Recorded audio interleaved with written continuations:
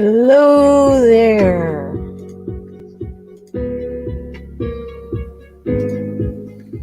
And it's still making sounds. Hello there.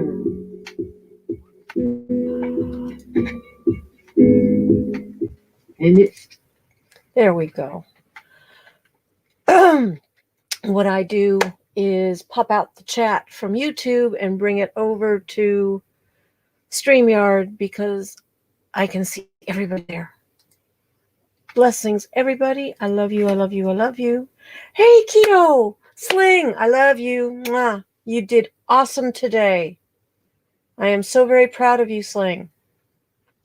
Okay. Let me a little bit more. There's what I want to do. No, that's not what I want to do. That's what I want to do. Excuse me. And of course, I forgot to grab my water. I hope you guys are doing good. Oh, you're silly. Hey, Mr. J, welcome to my house. That's so nice of you to drop in. Water. Give me a minute. I will be right back.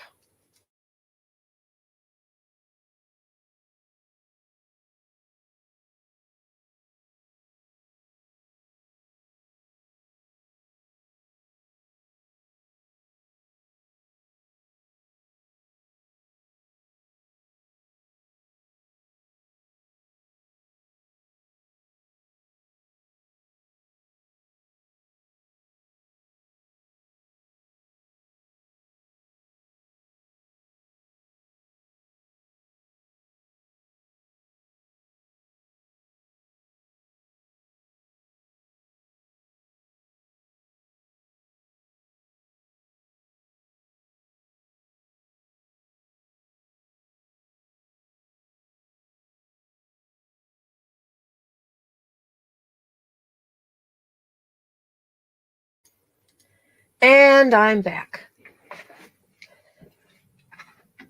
Okay, let me flip this over to here. Get top out of the way. Move it. Gotta love it when the mouse says, I'm not working for you. What, you kidding? All right.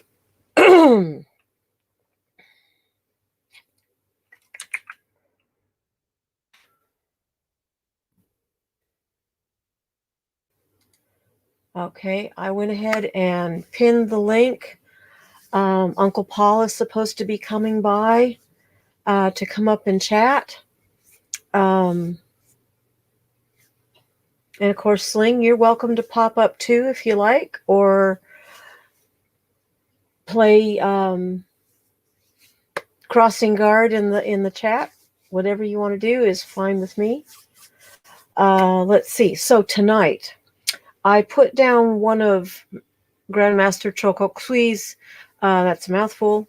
I am learning to say it properly because my mouth wants to twist. Oh, there's my Sling.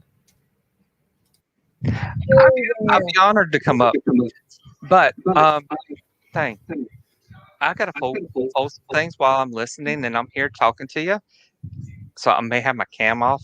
That way, because I really don't want my things flashing for everybody. What am I gonna do with you? Well, she piled everything. I'm OCD when it comes to folding my shorts and stuff like that, and It's of course my boss. okay. Okay, I got So she you. piles and leaves it to me, and it's been sitting here my whole entire life. Okay. There we go. That's a little easier. But I do feel honored to be up here with you, Ashley, and thank you really for everything. Again, you're My awesome. pleasure. You're awesome. You made it fun and enjoyable, and definitely helped relax me. Oh, All, good. I'm all, glad. all of y'all did. So y'all helped relax me and got to where I could just be myself. So thank you. I appreciate it. Thank you. I am so glad that you let me come up there and be one of the few.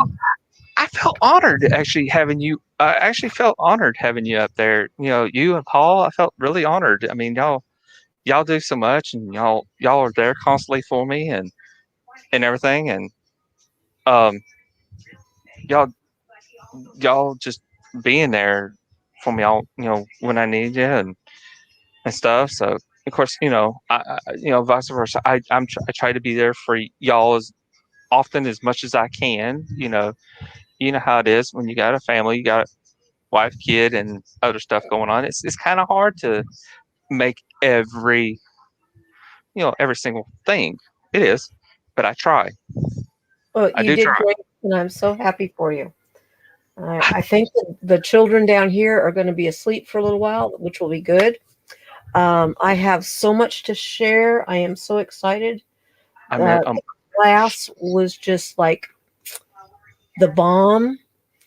cool. I made connections with so many really cool um, souls, and they came from all over the country. The Wow. 26th is going to be the most powerful full moon of the year. And so Master Co is having a full moon meditation. I believe it's free. I was going to check on that really quick while we're talking. And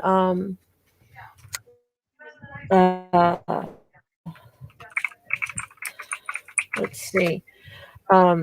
But Master Co, for those that are just joining, and I had a fly. Uh, Oh, he walking. teaches pranic. Hi, What? hi, walking the path.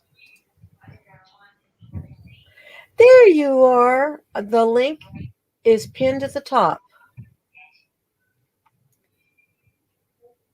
Now, If you need me while we're to wait, drop it again, I'm sorry. no, go ahead. While we're waiting on Paul to come up, I have a question for you. And it's For actually a me, pretty good question. Yes, ma'am. okay. What I think I'm not going to say stupid question because there's no such thing as a stupid question except for when it's not asked. Um, but it's an interesting question. What makes this moon so much more powerful?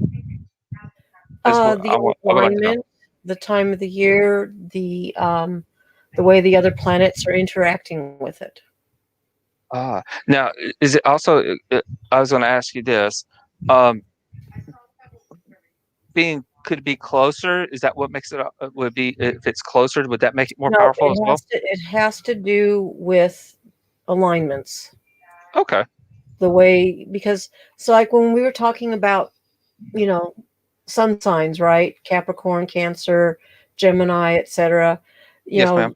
know, they they don't um you can't base everybody Hmm. on their sun type, because cancers are nurturing, loving, um, they're also clingy. They're not everything that these attributes are.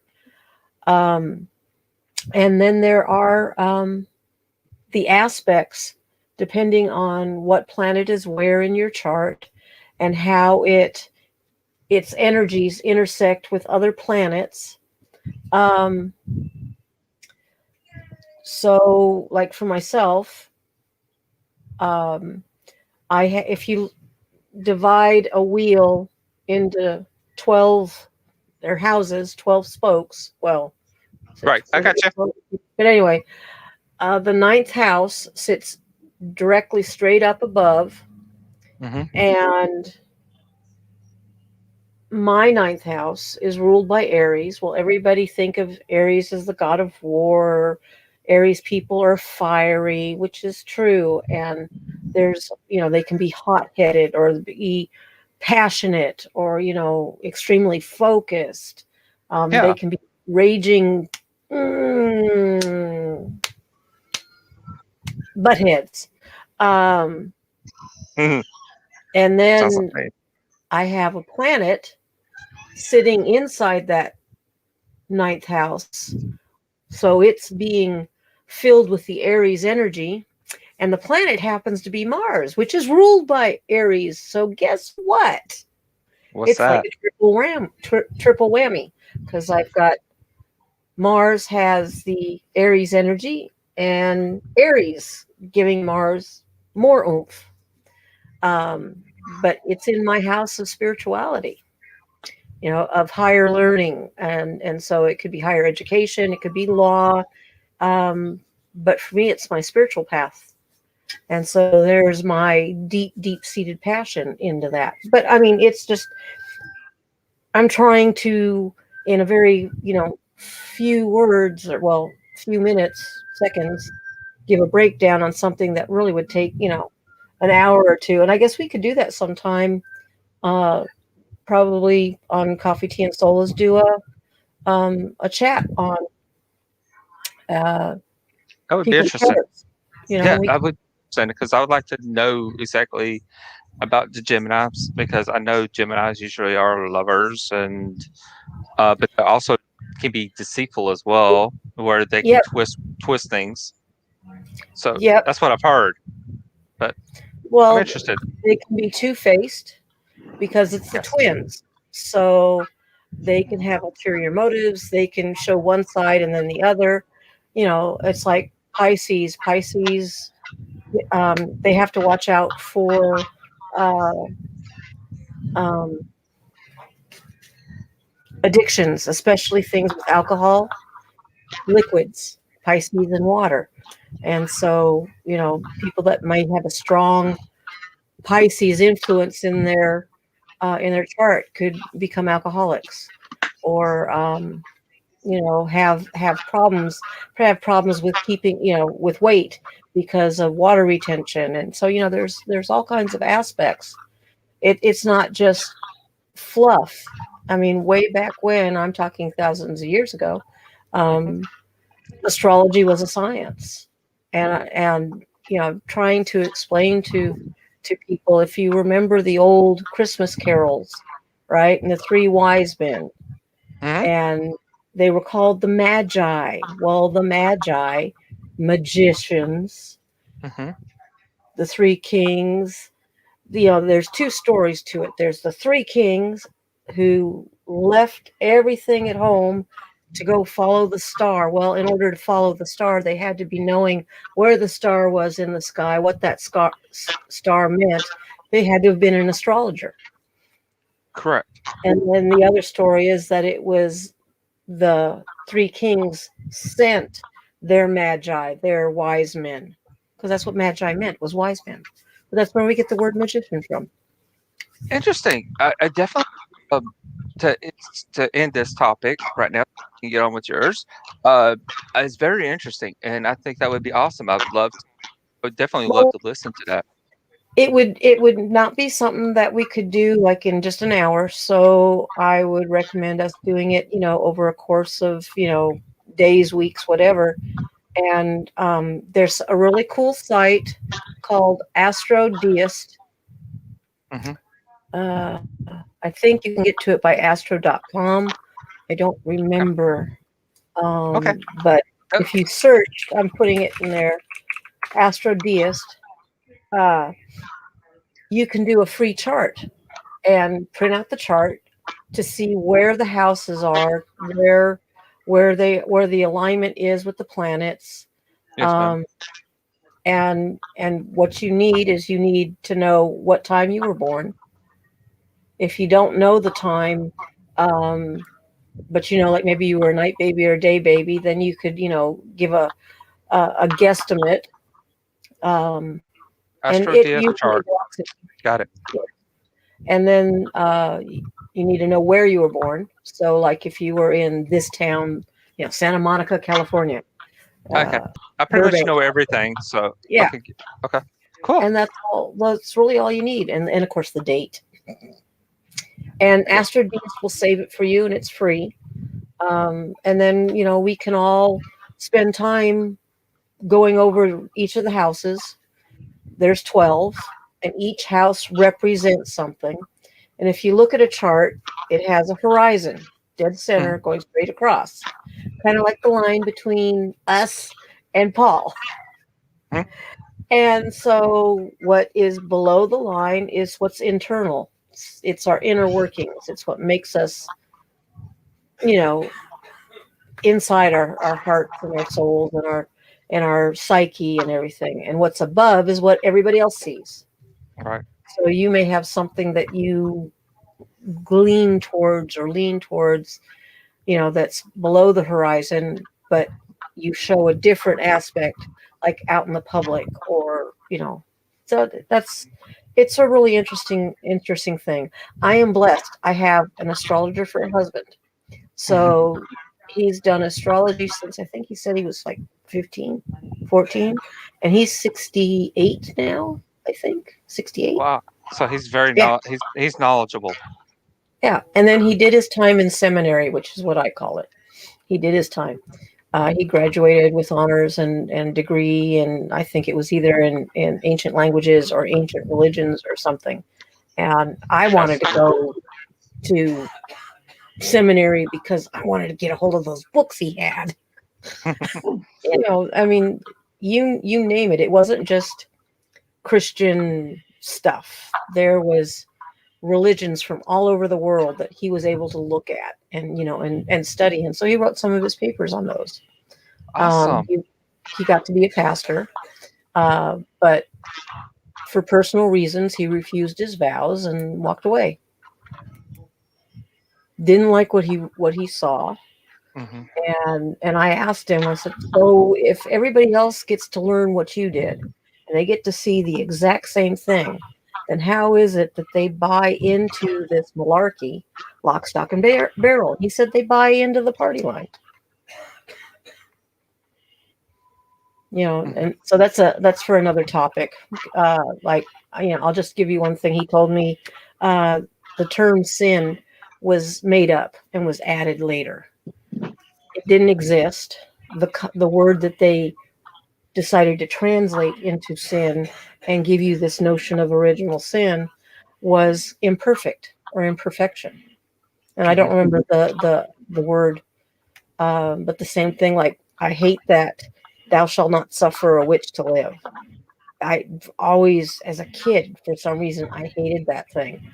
Well, witch didn't come into our language until I think it was the 1300s, was it, Paul? Or the Probably 1100s or something? But somewhere so in it there. wasn't in there. The original word had some is where we get apothecary from, or pharmacy. Excuse me, a pharmacy.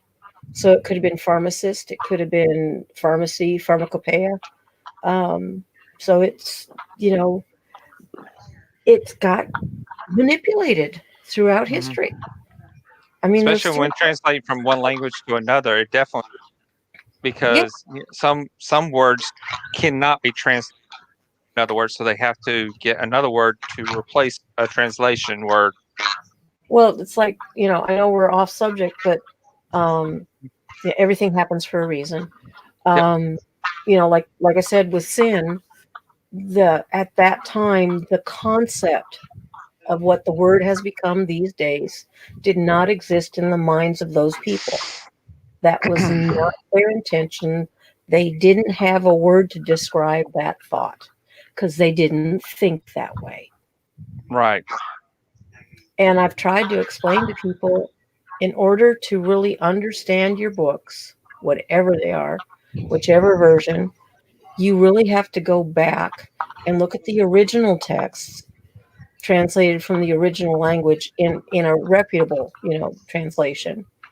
But find copies, which you can online. That's one of the good things of the internet.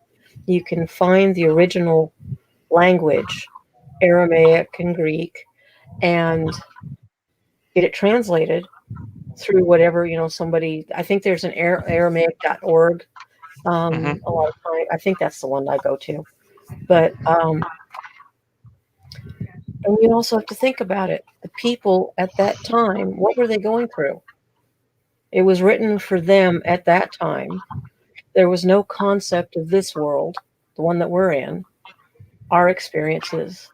They're not the same. And, and it's just totally different. But anyway, Da-boom cha. Now we go into the next thing. Exactly. Yeah, I was gonna say I'm waiting for the topic. Hi, Paul. Hello. How Sorry, are you, Paul. brother? Sling Blade is good at taking people off topic. I am so sorry too. I really, really apologize. I really do. Please stop. You're fine. It's okay. But I'm doing Everything good. happens for- I'm doing good, sister. That's good. You got a good light on you tonight. I just had to do some stuff outside before I came in, and that's why I was running late. That's okay. That's okay. There's plenty of stuff. So to begin with, this topic is about my class I had this weekend, which was the first level of pranic healing. Now, pranic healing was created by a gentleman named, well, they call him Grandmaster Trollcock Sui, which is a mouthful. He was from a very affluent Chinese family in the Philippines, and so very, very intellectual. And I believe he even did do some studying in engineering. So he had an analytical mind, but being in business, he had to have an analytical mind, especially in that kind of an atmosphere in the Philippines. And he just decided to follow this spiritual path. I'm just in the process of studying him because I'd like to know more about what it was that had him come up with this. And he spent his time studying a multitude, kind of like you and I, Paul, studying everything we can get our hands on. And out of that is where the pranic healing comes from, and the arhatic yoga and some other stuff. And so anyway, I'm going to read this because it's, hey, Buddha. Hey, Buddha. Hey, Buddha. So let's see. So he's the founder, the teacher, the author, the healer, the scientist, the businessman, and the philanthropist. Grandmaster Trollcock Sui, known to tens of thousands of pranic healers and arhatic yoga practitioners worldwide as Master Choa, or MCKS, is the president of the Institute for Inner Studies, Inc. and World Pranic Healing Foundation, Inc. He is also founder of Modern Pranic Healing and Arhatic Yoga. He passed away. He was born in 1952. He passed away, I believe, before 2000. I don't remember exactly when he passed. And he was teaching Master Ko, who's I've been following since about 2013, maybe even before that. I might have found him more in around 2011. I'm sure it was after my mom died. But so in the pranic healing, it's a very interesting energy. We talked, I think, a couple weeks ago that I had sat in on one of the free Zoom classes to experience the, a little bit of the teaching, because I was trying to get ready for the class this past weekend. And my left shoulder has been locked for more than 10 years. And I could not lift it up, and I could never open, and ignored that because I think I got a hole in this. I ripped it just a little while ago. But I could never open up my armpit. It was just like I had to lift. And after 2 minutes of doing the what they call sleeping and pulling the energy and combing and all that, I was able to actually be able to lift my arm up, which I hadn't done in, like I said, 10, 12 years, maybe longer than that. And I was just like, oh, yes, most definitely, I've got to learn this class. The people there were phenomenal. There were quite a few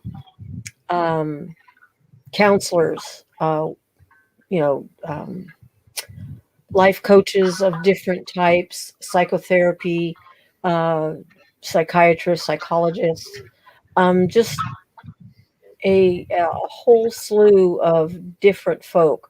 There was a gentleman that was my partner for the weekend, sweet soul, so in love with his wife and so brokenhearted because she's in so much misery and the pain, and not the doctors can't find out what's wrong with her, and so she's kind of ugly to him, and he knows that it's because she's just not in her right mind with all of the stuff going on, and having been there and they can't figure out what's wrong with you, and it's like there's something wrong, and you're drawing so much blood and doing all these tests and sticking needles here and there, you should know something by now. um he was cool. He was from Romania, still super thick accent, but he's been here for 20 years. Nice guy. I really enjoyed working with him. He was an IT guy and had no experience with this. He did see energy, and got to see more energy as we went on with the exercises and the meditations. But when it came to us, what they called scanning, which is, is taking, you have energy centers here in the palms of your hands, and you also have them on your fingertips. You've got energy centers all over. There's over 114 of them. And so he was trying to feel and measure, like if we were trying to scan somebody's pain level, or one thing that they did was have us scan somebody's wallet because we were checking for prosperity, because your basic chakra, which is actually your tailbone, that's where your prosperity is. And so this one woman, she took her wallet out and had all of us scan it to get a oh, I put it out already. Duh. To put a baseline on, okay, it's this big. All right. So then she took one of these cards, and I can't see it in the light here. And it's also too small. Uh, but it has some writing on it, and it's one of the I guess it's the root chakra, base chakra. And so she put it in her wallet and had us all go and scan it again, and it grew. You could go, oh wow. It was just so cool to have such confirmations. um I am very, very proud of my certificate, and I have to put it in a safe space, because if I don't have it, I cannot participate in the advanced class.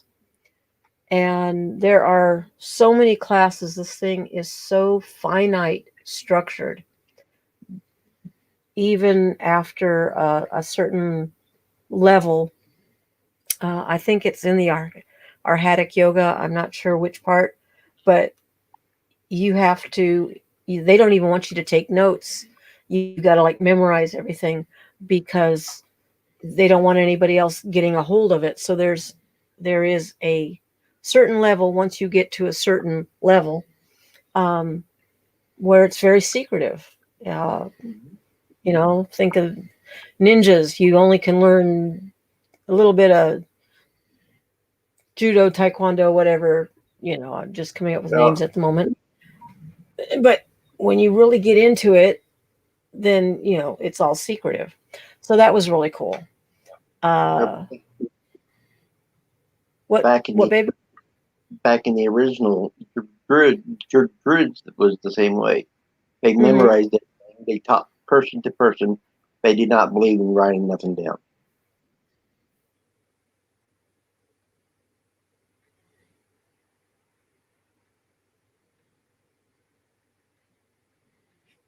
Don't worry, baby girl. It's fine.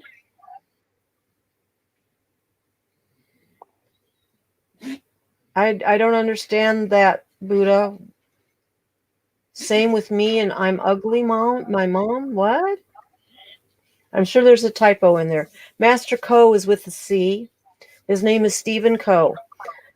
So here's all of the synchronicities that were in the class.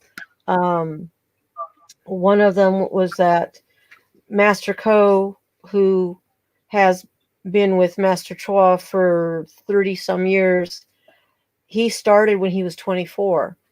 And his whole purpose was when he was in the Philippines, his wife had fallen from a 14-foot ladder and smashed her hip. And so the hospital said it was going to be like about 5.5 weeks or more before she'd ever get to walk again. And that was unacceptable to him, and he had to. Oh, I love it. Logitech update. Really?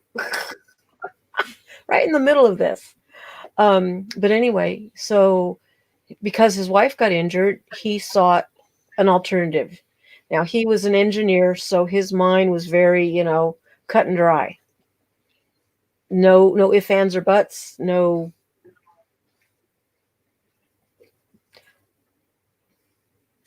Oh, I get you. Sorry. So long story short, it was unacceptable. He found Master Chua. He started apprenticing training under Master Chua, and just doing the steps, doing the process that he was shown. His wife was up and walking in 2.5 weeks, and from there, then she started being able to run in 5 weeks. Well, remember, the doctors didn't give her until about 5.5 weeks before she'd even be able to walk. Another thing that I learned just the other day is Master Ko's youngest daughter. When she was 4, she was diagnosed with severe autism. She couldn't even hold a spoon. And they started doing the pranic healing on her, but they also did this thing that they call super brain yoga. And apparently there's other people that use are you okay, Sling? I can't hear you, honey. That would help. Yes, I'm okay. I'm just really listening and focusing and Okay, honey. I taking all got you. this in. I'm good. Go. If there's a problem, I'll let you know. But his daughter couldn't even hold a spoon. So they were doing the super brain yoga with her, which I'll show you guys that one because that's something that anybody can do. There's a key to it. So I was explaining, I think the other day about it. Your left thumb goes here against your right earlobe and you just grab a hold. You have acupuncture points in the ear. It's good for people who have ADD, ADHD. If you're having memory lapses, memory loss, just old age forgetfulness. But you always, the left hand goes to the right. Then you take the right hand and go to the left. And what you do is while you hold that position for a count of 7, and they call it the pranic breath, where you breathe in through your nose and you squat. And when you squat down, as you stand up, you exhale. You keep your tongue to the palate, to the top of the mouth. And you do 7 rounds of that. There he goes, yawning again. Hello, pain in the butt. All right, it's too early for this. But anyway, long story short, his daughter recently graduated with honors. What is it? Summa cum laude. So from a prestigious university. She no longer has autism. She has no issues whatsoever. It took 7 years, but they diligently worked on her and took care of all of that.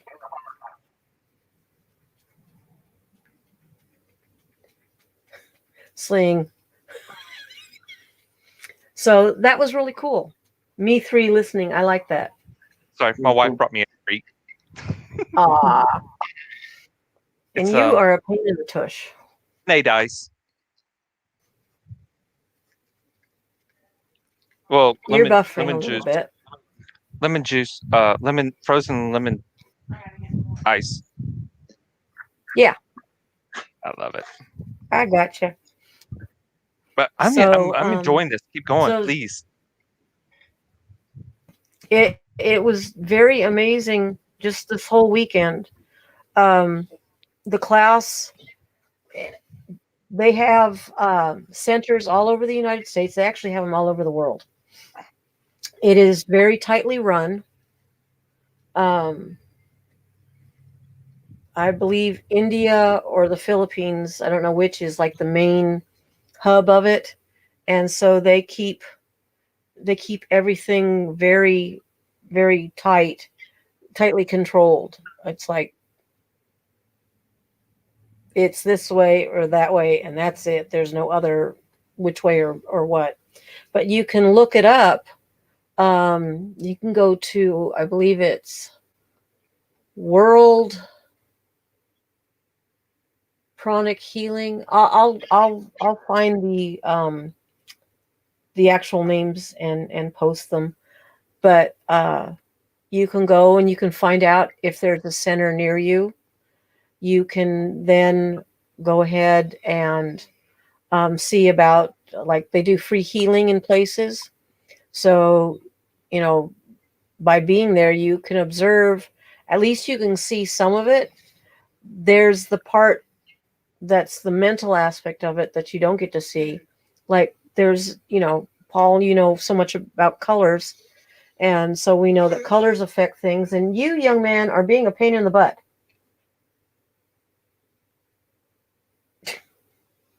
See what I have to put up with? Not you, these two. But yeah, him too. Yeah, that way. Or no. Yeah, there you go. Dude. Anyway. You did say young man, so I had to tease you. Carl. There, I said it. Yeah. Well, she said young man. I mean, Yeah. and she always says I'm a pain in the butt. So keep going. But so you can look them up. You can see about, if there's a center near you within a reasonable distance. I mean, there were people that came all the way from above Dallas down to Houston. So they were traveling for this. And I know some of them are going to travel again to be here on the 26th for the meditation. I'm planning on driving down to Houston for it.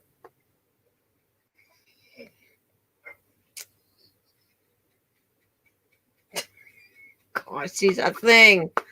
Let's see, what else can I say? So there are all kinds of things that they do for a purpose. There's nothing that's like happenstance and just like, well, it's not religious.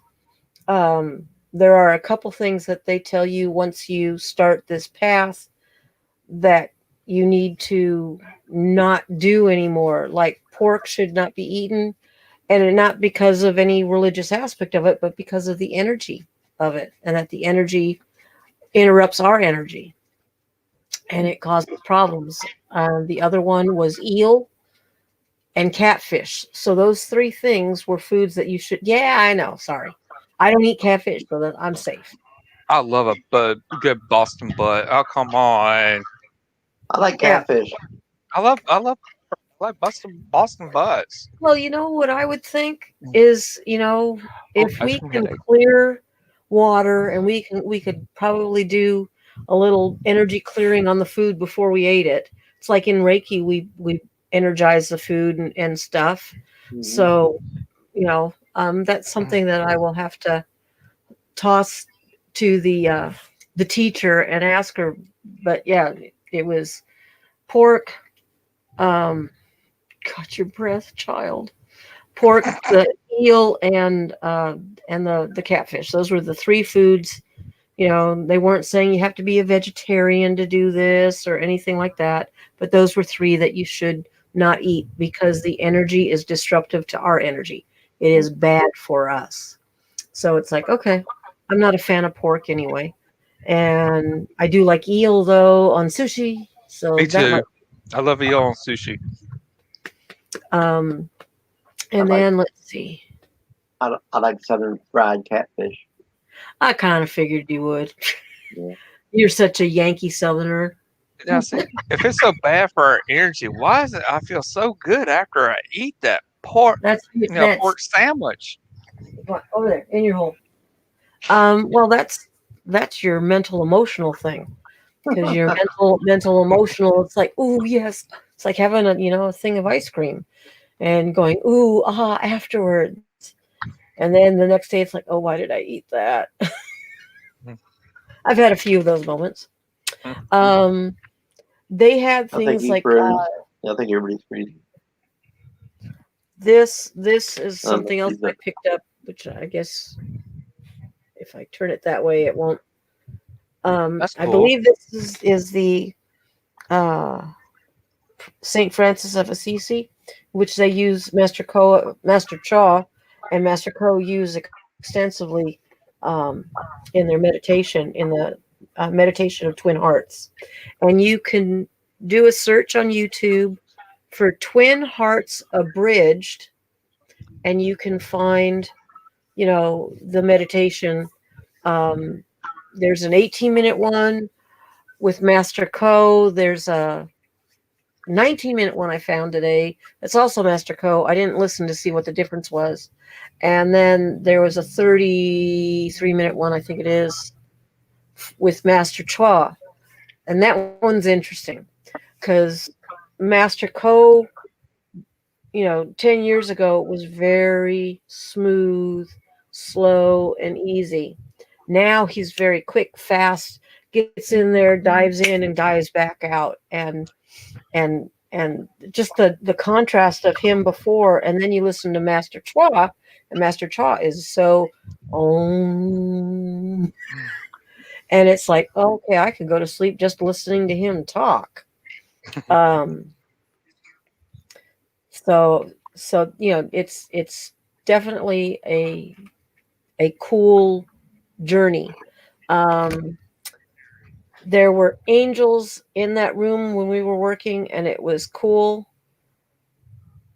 I perceive when I, like Paul, when I'm looking at you and I'm looking at your energy right now, go away, bug. I'm perceiving it here, right? It's not here and in front of me. It's here. And so I'm seeing some red, I'm seeing some violet and some green going on and some other stuff. And you got some aches and pains that are showing up and blah blah blah. Hey Brenda. Yeah. And so during the initial part of the class, I mean, we hadn't been there very long. I was tripping because I'm staring at the instructor's name was Sarah, and I'm just like, because I could see the corona, this big thick band going around her head and off onto her shoulders, and I was like, wow, she was just lit up. And it was full on visual, not in my head visual. It was cool. But anyway, this is one of there, yeah, this is one of the healing angel, they call it. When Master Chua was putting this together, and he wrote I think like 50 books. He had, at his time, he had a very prominent, well-known clairvoyant who described to him specifically what each chakra looked like, the colors, the Americanized 7 chakras, red, orange, yellow, green for the heart, blue, et cetera, violet and indigo are wrong. That's not the colors. But for some reason, they chose the 7 chakras, 7 colors of the rainbow, blah, blah, blah. And so, whenever I've painted people's chakras, I've always had multiple colors in there. But I had originally been taught, like most everybody else, those were the colors. Your root chakra red. And it's like, no, it's not. You have 2 base chakras. You have the root chakra, which is at the base of your tailbone, and then you have the sex chakra, which is at the front of the pelvis. And they each govern some similar areas, but different parts of the body. And so it's like your temperature and your blood, with the base, so your tailbone, and then the bladder and the sexual organs, ovaries and testes, for the sex chakra, along with a couple other things. And the sex chakra is tied to the throat chakra. And in all of this stuff, and in the class, we went through all of them. Now, I've known that there's been about 111, 112. There's more chakras than I knew. But in the pranic healing, they deal with 12, but in the beginning, they only tell you about 11. It's like you learn about the 12th one once you get into the next level.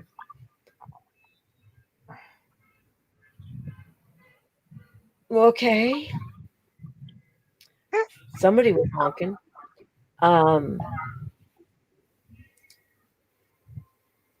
But anyway, yes. So I don't know, Buddha, did you catch the super brain yoga thing?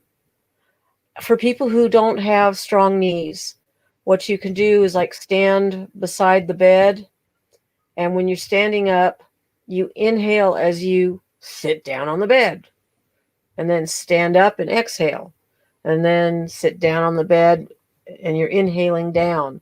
So it's a controlled, not just a plap your butt on the bed kind of thing. And or you can do it in a chair, so that maybe you get a little bit lower, if your bed's kind of high. Or you could kind of cheat and just move a little bit away from the bed and try to actually squat. But you do 7, and you can do like 21, but you do 7 and then stop, and then 7 and then stop. And when I did that yesterday, I noticed my crown just kind of like felt like somebody was sitting here. That's why when we were talking, Paul, I kept brushing my hair because my head was just going zzz, and it was driving me nuts. It was like, talk about pins and needles and things. Right. It really was a great experience. At the class, I did buy a couple books. The books are not cheap. I bought the advanced to get ready for my next foray.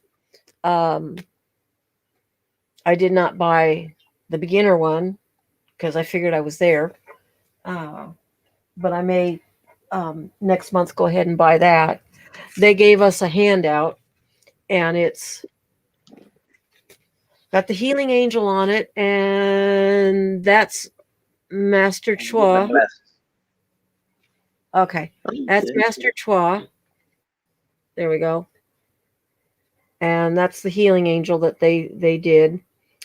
And like I said, the clairvoyant is the one that described everything, described the color of the energies that needed to be projected. For all the free stuff, like Master Co's Monday, Wednesday, Friday, free YouTube and Facebook and Instagram meditation, he always uses either violet or tells you to have your bowl of salt water. The salt water is your bioplasmic waste disposal. It's a toilet. And so buying a bowl that you only use for that. And I bought a metal one. It was a dog bowl, but it was about 12 inches because they say you want to have a good size bowl so you don't miss when you're throwing the energy in there. And you literally are combing, and then you like grab and you throw it into the bowl. Mhm. You don't want to miss. No worries, honey. You don't want to miss and hit your foot because then you get contaminated. And you don't want to comb towards you because, again, you get contaminated. And then we were talking about cords and cutting cords. And it was fascinating to watch. People in the class were picking up stuff so quickly. This one guy his goal is to take each course, and he's already been through, I think, 5 of them, but he's repeating them. If you take the class initially, the second time around, you get it, for like $35, versus 350. Yep, that's perfect. That is absolutely perfect. That's a great size. And you don't want to ever. If anybody wants to see the size, it's just whatever you call it. But that's one thing I use this for is the salt water. Okay, but you're putting your feet in that one, right? Yes, that one. Yes. Yeah, But that's for I will be getting me another one for the other. Yeah, for the tossing. Right. And I will share a lot of this first level stuff. I am not a teacher, and I'm gonna state that emphatically. But this is also to help me ingrain it into my little pea head. All the different steps. The combing is really simple. Now, this is something that you can do for long distance healing. Reiki, we will grab a teddy bear and send the Reiki to that person using the teddy bear as a surrogate. There's other, not denominations, modalities that use surrogates as well. You can also tag a person. Like if you were here with me, Paul, and we wanted to work on Flower's son, we could check to see, is it okay that I use Paul? Paul, is it okay if you're a surrogate? Yes, it is. Okay. And we could actually, you and I could do that, this way. But, you tag the person and they say yes. And then we check energetically if the soul is going to accept the surrogacy, and then we go and I work on you, with quantum touch, and then there's the Rehutech and blah blah, all of those. So this is completely different. It's coming straight from faith, and so it's like I'm going to work on Paul, and I'm like going to say, Paul's back. And then I will start to scan your back, and I will look to feel, where the energy. So like if this is your back, if the energy is closer to the body, then there's a lack of energy.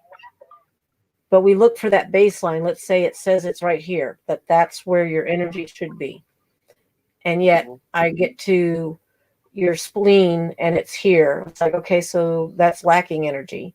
And maybe I get to your solar plexus and it's out here. That means it's congested. It's so full of stuff. And we can see it physically on people who have that pot belly, especially if it's high up, versus lower down, like, right underneath the rib cage. So I know after this weekend, my solar plexus kind of poofed out, and it's like, I got stuff to get rid of. They recommend taking a bath for no more than 15 or 20 minutes, but they tell you to put 2 pounds of salt in the bathtub. And that will literally take all the negative off of you. But if you stay longer than that 20 minutes, now you risk reabsorbing it. Right. So 15 minutes, 20 minutes max. Sarah's husband said 4 pounds. It was like, what you talking about, Willis? I don't know if I want that much salt in the water. It'll tickle me. But yeah, they're talking about, you take your shower, or not your shower, but your bath, and you soak about 15 to 20 minutes using like 2 pounds of salt. And she said go to Lowe's and get the potassium, not the potassium chloride, but the sodium chloride that they use for water softeners. Right. And it's a flake. You want the flake, not the pellets. And you put, and that's only like $5, maybe $10 at the most. And it's like 40 pounds, 50 pounds. Mm. So that'll last you, for a lot of baths. Oh yeah. And the other thing too is making a salt scrub. And then in the shower, you can just really salt up and turn off the water and let the salt sit on you for a minute. And you can just kind of stand there. Or if you got the nifty, neat little corner benches, sit down and just kind of go with it and let the salt do its thing and rinse off, or wash, let it rinse, take another load of salt and just do that until you feel like I'm clean as a whistle. Right. Even in your hair, which I know is kind of like funky. But yeah, you do it in your knot hair because you've got knot hair. What, babe? You got something on your mouth? Yeah, I do. So Yeah. let me ask you this. Does that why, like, when I go to the beach, I go into the ocean and I don't stay very long in it. I usually stay 15, 20 minutes and I get back out. Is that why I feel so much better? Yes. The beach is great. If you've got a beach that you can go stand in, get up to the waist and stand in there 15, 20 minutes, the salt water will draw all of that ish out of you. Hey, how you doing, Crystal? I'm doing absolutely wonderful. How are you? Oh, yeah, So, I can turn the light out, turn it out. All right, I'm going dark. that's all right. We still see your bright shining face. I started telling you about the attachments. There's a really cool video watching Master Co do a back healing on somebody, and I think it's a 15-minute video. I'm not sure, but it's on YouTube, and he's got this woman who has back pain, and so he scanned her back. You always, if you're working on anybody, thank you, Nettie. That's because I was old and I've been doing this a long time. Anyway, Master Co pulled this woman up. You always want, even if you know the person, you want to be able to go, okay, like Paul. I am connecting with Paul, even though Paul's right next to me. I'm connecting with Paul. If it's a person you don't know,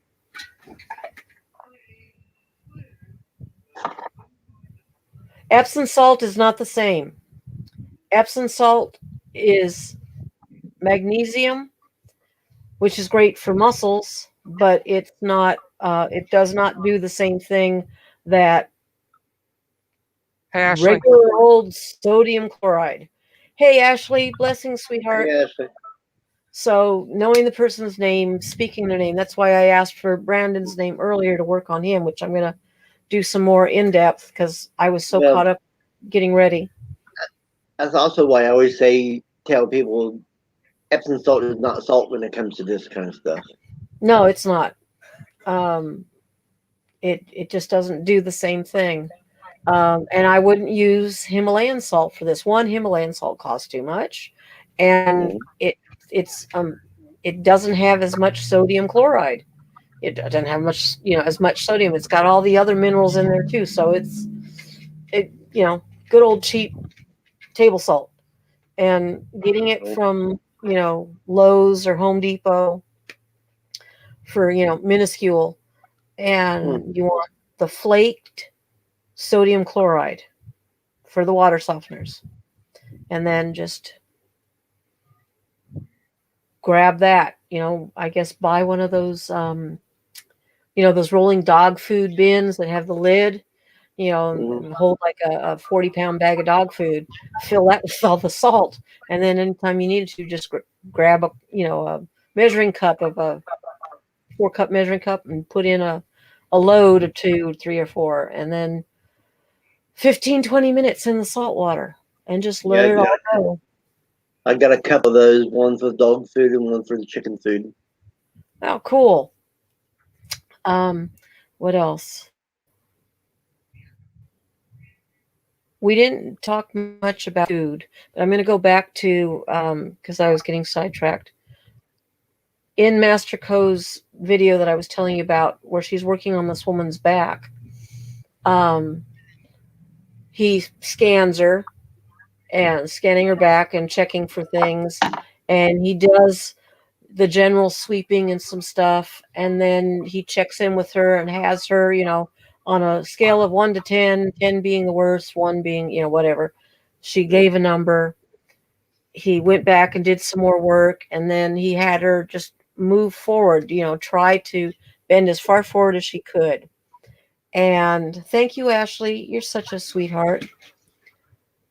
She went from being like this to maybe like that. And that was as far the range of motion.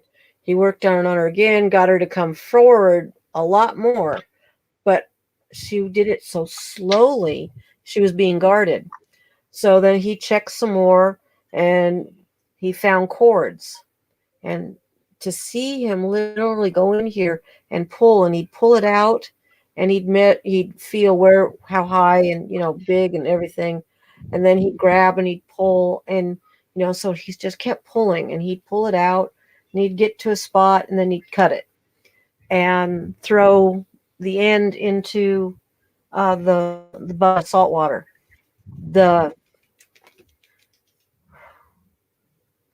I just heard Gracie come running through the kitchen. That means that she went and left me present in my bedroom. Dog. But anyway, they had this version of the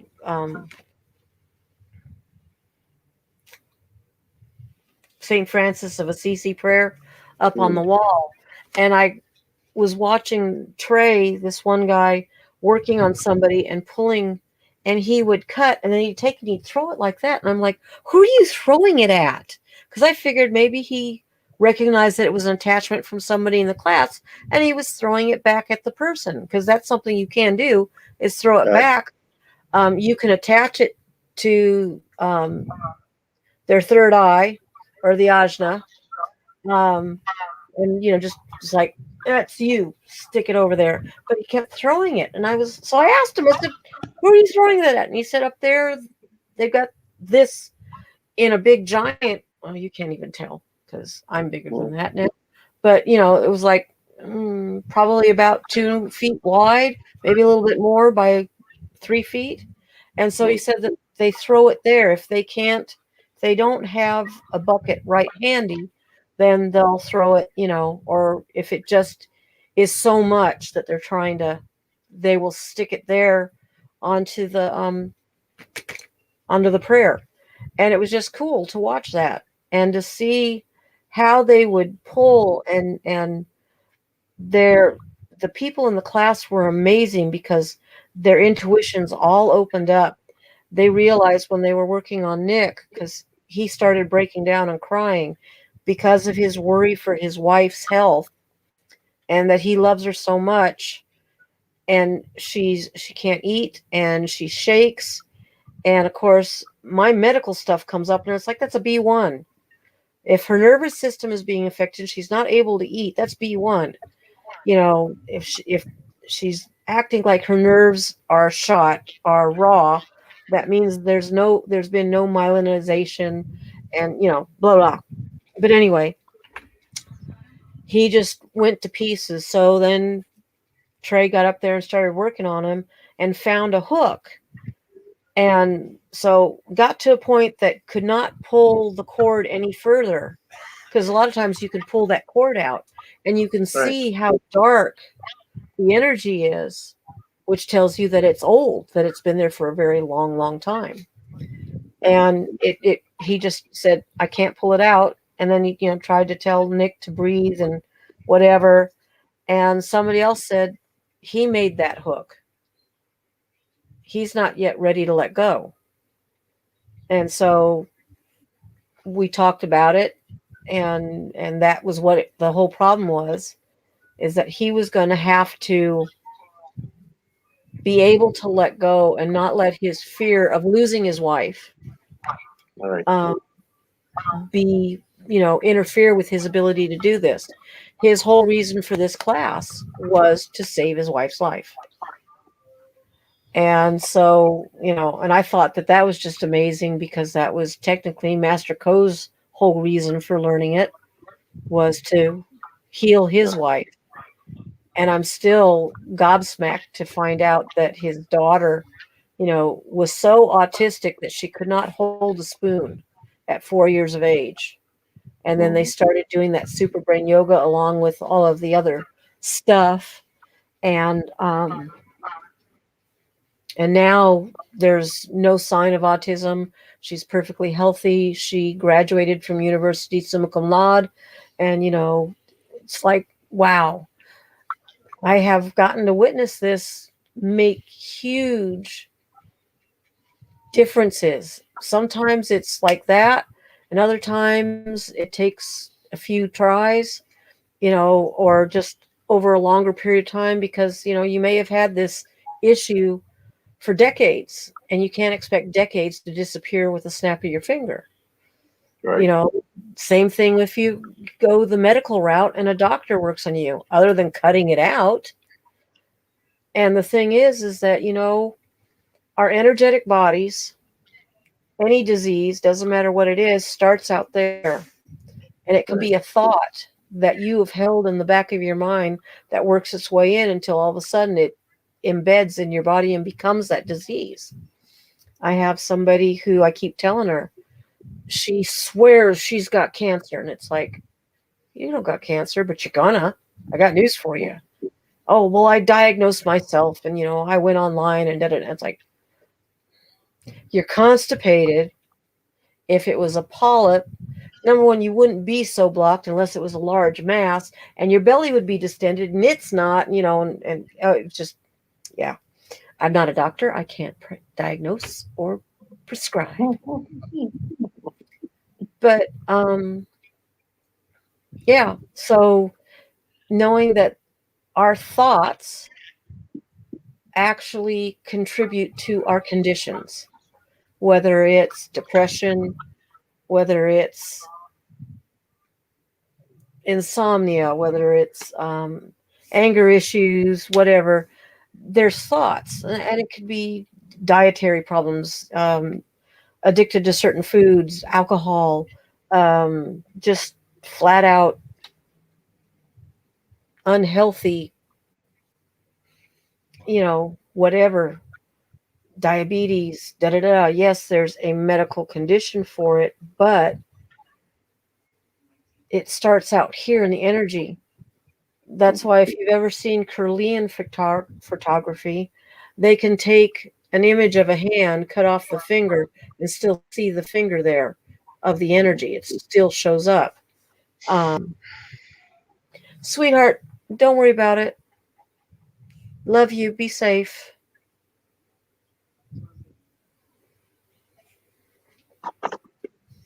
I understand, Crystal.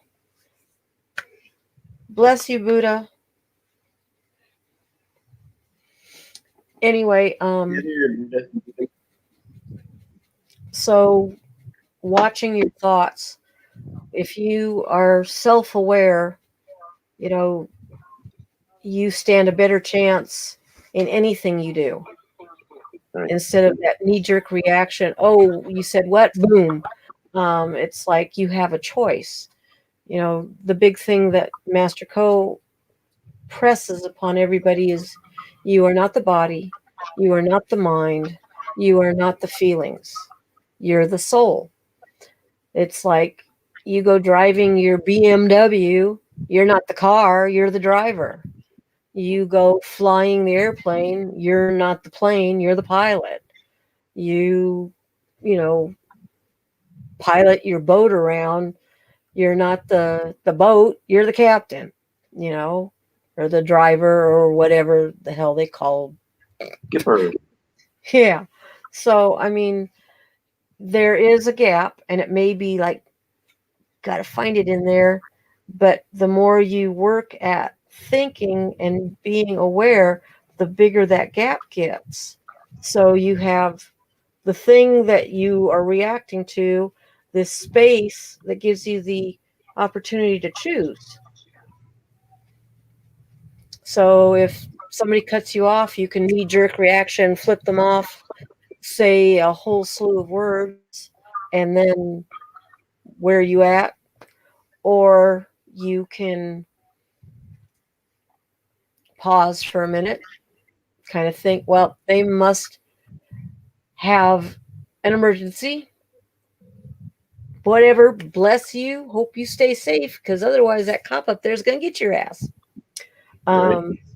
But you have a choice. You always have a choice. We don't always think we do, and we're not taught that either.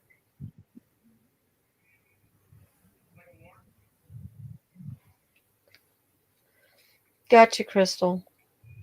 You know, it's even that is a choice, and it but it does take work. It's not like you can instantaneously go, oh, okay,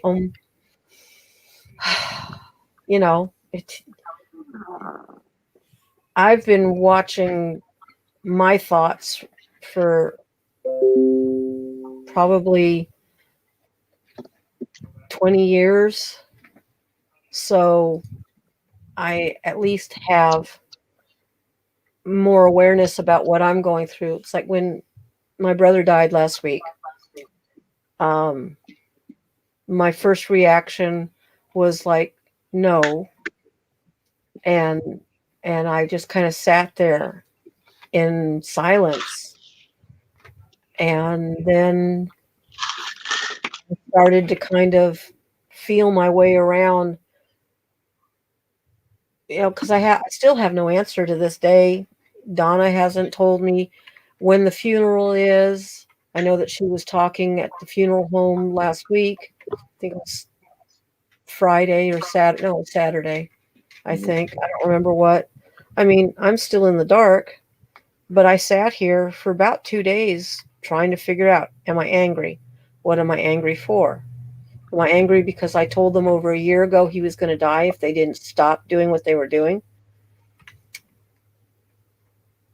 You know, I was just trying to go because I told them over a year ago. It was before COVID.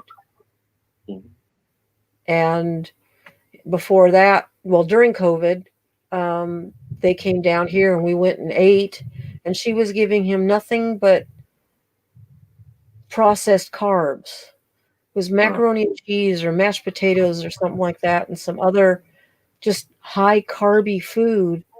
And it's like, if you've got cancer, you don't eat that crap because it's a sugar, and cancers eat sugar. And she's like, well, he needs to gain weight, and it's like, that's not the way you do it. So, you know, I'm still not sure, but I've let go. You know, because that was her path with him. I would just like to know when his funeral is. I'd like to know the circumstances, because, well, why didn't you call me earlier in the week to say, you know, Bob's not doing well. I don't think he's going to make it. Because I would have been up there in a heartbeat. Right. And every time I've tried to help her, she's like, you know, I'm just doing it the way I've always done it, either just by myself or me and Bob. And it's like, you know, I've tried to help you for years. It's not my fault. So, you know, you just have to, I guess, in a way, know which battles to fight. Yeah. But, you know, it's baby steps. DC, it's baby steps. Meditation really helps. It gets that inner child to sit down, shut up, and pay attention. but sometimes, it's a little work. You know, for me, it's easy, but I started when I was 7. And that was a fun because I was the inner child, Right. and there was many times I just laid on the floor and went to sleep. So, um, anybody that is interested in learning about the pranic healing and the possibilities, one of the key, I put the book down there. One of the key things about it is that Master Choa wrote it, all of it, like a recipe book, a cookbook. Mm. So I don't think I've got enough light, but we'll try. Mm. Um, so, like, there's varicose veins, hypertension, skin allergies, chronic boils, chronic severe pimples, skin disorders of all kinds, nerve deafness, noise in the ear or tinnitus, vertigo, middle and inner ear. So there's ear stuff. There's strengthening and stimulating the thymus, purifying the blood, enhancing the immune system and defense system. There's all kinds of, let's see, this way, right? There we go. There's all kinds of diagrams. They explain in the beginning of the book all the chakras, not all of them, not all 100 and some, but a bunch. And they talk about the colors. You have to let it go, honey.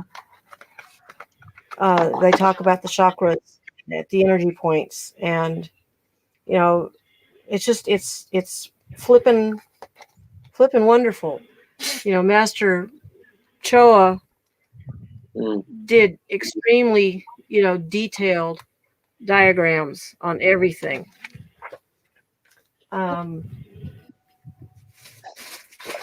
So he's considered a scientist.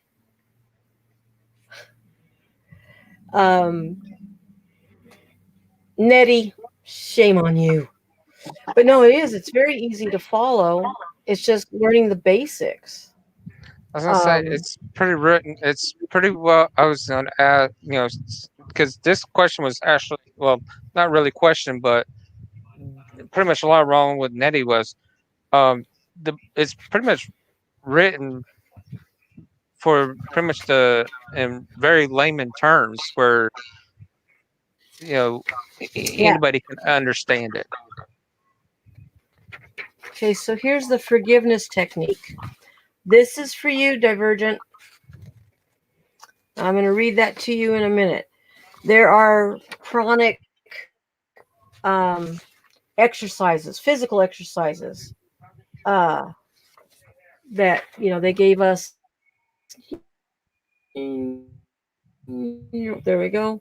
That they gave us a list of for the eye, for different parts of the body, and so it's like, do this exercise, do this one, move the eyeballs, whatever. There's just different stuff that they gave. We will do I'll read over the forgiveness technique for you, Crystal, so that you'll have that. This is like, anybody want to take a screenshot? Let's see. Those are web links for the different the New Jersey Center, the Los Angeles Center, Master Coe's, I guess that's his website, the Institute for Inner Studies in Manila, and then there's a referral awards program. Okay, I guess I could refer people and then I'd get something. Who knows? I don't know. That's also a correspondence school, but if anybody wants to take a screenshot of the web links, I would ignore the referral program because you haven't been in there. And then a ton of the books, but like he's got an autobiography. He's got a book that this is recommended books. Sorry, this is not Master Choa's books, because he's got The First Principles of Theosophy by Jinajara Jadasa. Say that 5 times. The Autobiography of a Yogi by Paramahansa Yogananda. Let's see. There's The Etheric Double by author Arthur E. Powell. Then he's also got The Astral Body, The Mental Body, The Causal Body, The Solar System by Arthur E. Powell. The I Ching. I love the I Ching. The Masters and the Path by Charles Webster Leadbetter. The Science of the Sacraments by Charles Webster Leadbetter. The Rosicrucian Cosmoconception by Max Heindel, or Heindel. Spirits book by Alan Kardec. Call Adonai by Albert Schultz. Schutz, I don't know. Schutz. There's no L. There's Kosher Yoga. Initiation into Hermetics. So this man studied a slew of stuff that you would never think would be a normal course of, healer studies, but the practice of magical evocation, the key to the true Kabbalah, teachings of the Tibetan yoga, and books by Holy Master DK through Alice Bailey. That was a channeled work. Alice Bailey was channeling Master DK. So, I mean, phenomenal. Just, it's mind-blowing that he took so many things from all over the world, different teachings. So not just from a Buddhist aspect. I believe he was Catholic. Master Ko was Baptist. Just a trip. So anyway, if you're ready, Divergent, I am going to read this to you. This is called The Forgiveness Technique. And anybody that wants to get in on it, of course, you can do the playback and slow it down and then just write it down, stop and repeat as you need. So anyway, here you go. Visualize the person in front of you. Hands on your heart. You can use both hands or do it, like this, the prayerful thing, and put it on your heart. This is generally what they're talking about when they say, so, da-da-da. Namaste. The divinity in me acknowledges the divinity in you. So you're speaking to the person that you are seeing standing. So, Crystal, you'd be seeing your brother there. Or anybody else, your mom, your dad, your uncle, your ex-best friend, anybody in your lifetime that you have felt betrayed by, wronged by, angered by. Forgiveness is not about you letting them off the hook. They still have to deal with their karma. Forgiveness is taking that hook out of you and returning it to sender. So again, namaste. The divinity in me acknowledges the divinity in you. The I am in me acknowledges the I am in you. The spiritual essence in me acknowledges the spiritual essence in you. Then you repeat this 3 times. We are all children of God. We are all in the process of evolving. Evolution involves time, process, and mistakes. I have had my share of mistakes and have learned from them, and so can you. We are all children of God. We are all in the process of evolving. Evolution involves time, process, and mistakes. I have had my share of mistakes and have learned from them, and so can you. We are all children of God. We are all in the process of evolving. Evolution involves time, process, and mistakes. I have made my share of mistakes and have learned from them, and so can you. Now, inhale through your nose. Remember to put your tongue to the roof of your mouth. And then exhale. In your mind, I want you to think about your back, your own back, and you're going to be just aware of where the kidneys are, and then right back behind your heart. So that is called the back heart. And the top of your head, your crown. Just, you don't have to laser focus on it. Just be aware. And if it helps, you can tap the top of your head. If you can reach your back heart, you can tap that. Otherwise, just know about bra strap on women, and guys know where the bra strap is on women. About the bra strap, just know that you're going to concentrate there. Be aware of the heart in the back and the crown. And this is what you say. Inhale, focusing on those three areas.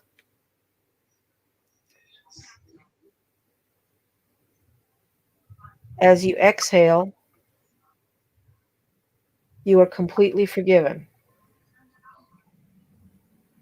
Inhale, focus on those backs, those chakras, excuse me. As you exhale, you are completely forgiven.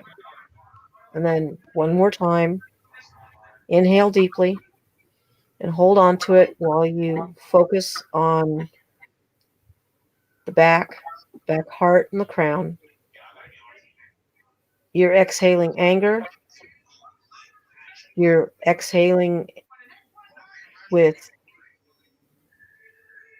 forgiveness. You are completely forgiven. So the Ming Ming, the bra strap area, that is where anger resides. Liver is another spot that holds on to anger. And if you notice you have digestion issues, especially things like maybe you might be developing gallstones, even if you had the gallbladder removed, the organ is still there energetically and it has to be worked on. And your crown is where compassion resides. Your heart is where the love and forgiveness resides. And the last part, and what I'll do is, I guess, in the description below, after this is all over and said and done, I will put a link to this. I will type it up and copy it so that anybody can download it off of my Google Docs. So the last part is 3 times. May you be blessed with inner healing, inner peace. May the higher beings bless you with spiritual transformation, with spiritual maturity. Go in peace. I completely release you. May you be blessed with inner healing, inner peace. May the higher beings bless you with spiritual transformation, with spiritual maturity. Go in peace. I completely release you. May you be blessed with inner healing, inner peace. May the higher beings bless you with spiritual transformation, with spiritual maturity. Go in peace. I completely release you. Then, if you are in a position that you can do this, you're going to go with your hands, kind of raise them up in the air, and you're going to pull them down like this and cut. Check it out. Cut all the way down to your navel. So it just goes like this and down across your navel. Yep, and make sure you cut across your navel and say, cut, cut, cut. And that cuts because the navel is an area that a lot of hooks get into. And so doing that cuts it all away from you, and that pulls that attachment out. And you can do it as many times as you want until you feel like, you know what? I'm lighter. Ooh, that's 10 pounds off of me. Ah, the diet's working. That's a good sign, though. And I do. That's a good sign. Oh, me and Paul Yeah. both had a good sign. In body work, as a massage therapist and craniosacral therapy and a bunch of other body work stuff,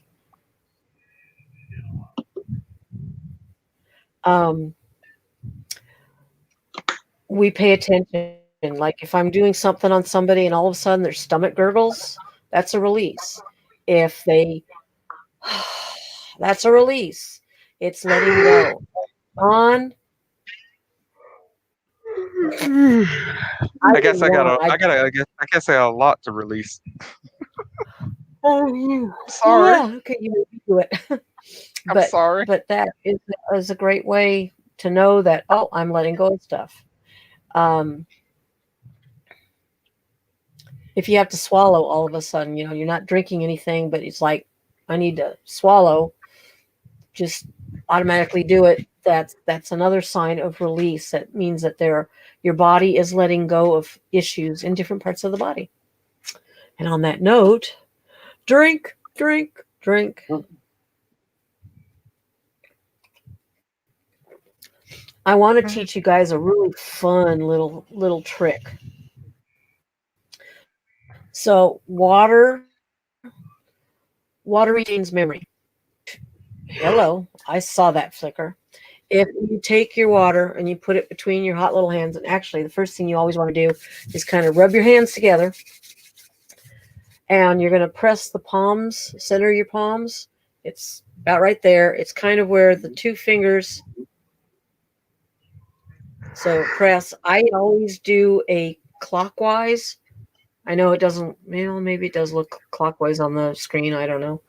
But I do a clockwise, just, 2 little rubs and then 2 little rubs there. And you may notice I'm always rubbing my hands together. I don't know why I do that, but I do. I do that a lot too. Water retains memory. There is a gentleman, he's now deceased, named Masaru Emoto, and you can look him up. He did a whole slew of really cool experiments and studies with water and with intention. So, this whole thing with the pranic healing is also intention. If I'm looking at you, Sling, and I see something attached to you, maybe at your, I guess at your right shoulder. Right shoulder's right here. Yeah. Okay. Mhm. Then I'm in the right spot, but I'm like doing mirror kind of thing. So the right shoulder. This is my left. Right. I can just intend that I'm sending light green, kind of a white green energy at it to help to facilitate moving whatever, but that's all it is my intention. And I just know that there's what? Yeah, right shoulder. Yeah. I'm Yeah. mirrored. It's throwing me off now. So I'm trying to think. I'm seeing this. I'm like, wait, but that looks like my left arm. I'm getting thrown. But yeah. And the funny thing you mentioned, my right shoulder. 2 years ago, actually, coming up in June, I had rotary cuff surgery. And the body hates to be cut on, and that's still there. And that's why I focused on that. That's weird that you mentioned that because I just had But rotary cuffs. so, They had to patch it. I had a hole there. well, we will fix the patch. But so intention, right? So and I'm gonna dig up a picture for you and share that because you guys will be like, wow, it's so cool. Find it. But I still do have problems with the movement. I don't have the range of motion, and and everything's still. You didn't do your exercises. Actually, I was gonna say I did just stay tight, but I actually started on my exercising right after I walked out of the OR. I mean, literally, I actually got out of my sling faster than they thought I would. Because I had the same thing done Okay, to I'm me, gonna and I can still do a whole lot bit good. I can go back here. That's about it. I used to go well. All right, here we Go go. behind is easy. This one I can still go all the way up. I can touch my all the way up, blow it up. Oh, Okay, can you guys see that? yes, you gotta stop that. I didn't do anything. Talking to him. Okay, I'm gonna. Good Okay, time. so I moved that a little bit bigger. So what you're looking at is part of Masaru Emoto's experiment, and what they discovered. Like if you look at the top left corner there, from the Yodo River in Japan, that was one of the most polluted rivers in Japan. And they took a sample of the water and they kind of flash froze it. They put it on a microscope slide and then froze it. And then under a special, I forgot what the type of microscope it was, but they took a picture. And so that's what the water looks like with nothing done to it, right? They did nothing. Then here's the Fujiwara Dam that they did before praying. And then this one that you see, the beautiful crystal, it's the same water, but they had some Buddhist monks praying over the water, and then took the slot, a drop, put it on the slide, and froze it, and then looked under the microscope, and that's what they saw.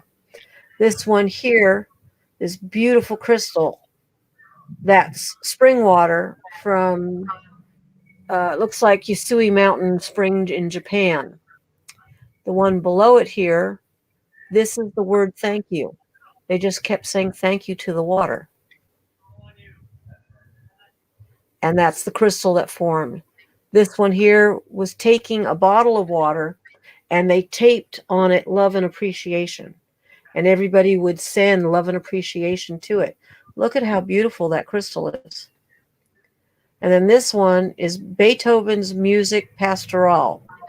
And it's like a snowflake. None of them are the same. But you can see how beautiful that crystal is. This is what heavy metal music did to the water. So imagine, you are 65, 70, 80% water.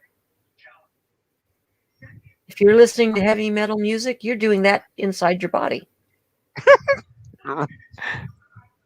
Sorry, I don't mean to laugh, but no, it's okay. This one is You Fool. And that was the image they got from having spoken to or taped on the bottle, You Fool. Down here, this one is You Make Me Sick. And it looks like somebody's standing there and another person standing right next to it. But it's amazing. He also did an experiment with rice, a 30-day experiment. They took uncooked white rice. They put it in 3 beakers. They put water in each. And then first one, they kept saying thank you and gave all kinds of praise and appreciation to the first one. To the second one, they degraded it. They called it names and, basically, I hate you, whatever. The third one, they completely and utterly ignored. They didn't even look at it. They just walk away from it. After 30 days, the one that was getting all the gratitude and the praise had a sweet fragrance coming out of it because it was fermenting and stuff. The middle one that was getting all the negative words tossed at it was turning black and kind of mucky mold growing in it and whatnot. And the third one that was ignored completely rotted. And his whole point behind that was think about our children. What are the words you give to your children? You're not good enough. I can't stand you. Why are you always in my way? You know, blah, blah, blah. Or I love you. You're doing so good. I'm so proud of you. Thank you for the help you gave me. You know, and so the one was nurturing and showed the children, you know, it nurtured their souls. The other one created a, you know, a kid that feels like they're worthless and everything else under the sun. And so it was a really cool study that he did. And people have tried doing that same experiment. You can find those on YouTube. You'll find people that also say it's hokey and it's a hoax and all this other malarkey. And I'm going to say, no, it's not. And that's where I'm going to teach you something. So let me stop sharing and then I will show you. So you take your water. Here's two things you could do.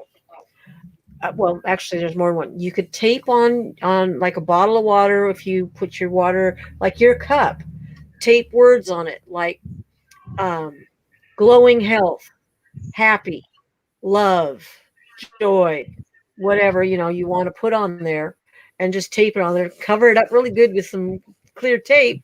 You don't have to see it actually, so that you don't drip water all over it and ruin it and have to keep redoing it. And then just leave it there.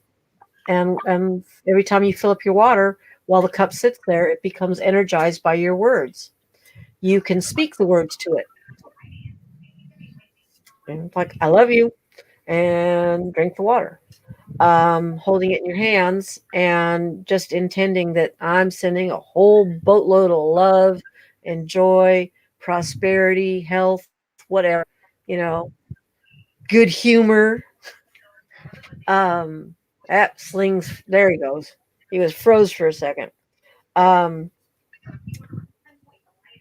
if you buy bottled water, put 2 cups and fill 1 cup with the water, and then the other cup the bottle, cap it up and spin it. And you want to, I don't have, you want to take it and swirl it like that so it develops a little vortex. You can't see because that stupid thing in the middle is, you're not stupid, but yeah. But, you see for a quick split second, there's a little vortex. And so you spin the water for about a minute and then pour that into the other cup and taste. The two will taste different. When you're spinning it clockwise, it is energizing the molecules, the particles in there. It's giving it a new, more positive charge. It softens the water. It makes it soft on the tongue. It's really cool. You can do that in a cup and take a spoon and spin it for a minute, or a chopstick, whatever, and spin it clockwise. And you'll notice the difference in the taste of the water. Any drink, really. It's a fun little experiment to do. When I was teaching a class on energy, I had everybody bring in a bottle of water, and I had cups, and we did taste testing. And then also, too, was taking the water and holding it in their hands and intending positive stuff into the water and then tasting the water afterwards. And that changed the taste. So you can knowingly rub your hands together, activate your hand chakras, and then grab hold of your cup and start thinking, I am sending love, I'm sending joy, I'm sending bliss, I'm sending, and just hold it there and do that for a couple minutes, and Bob's your uncle or my brother. That's funny to say.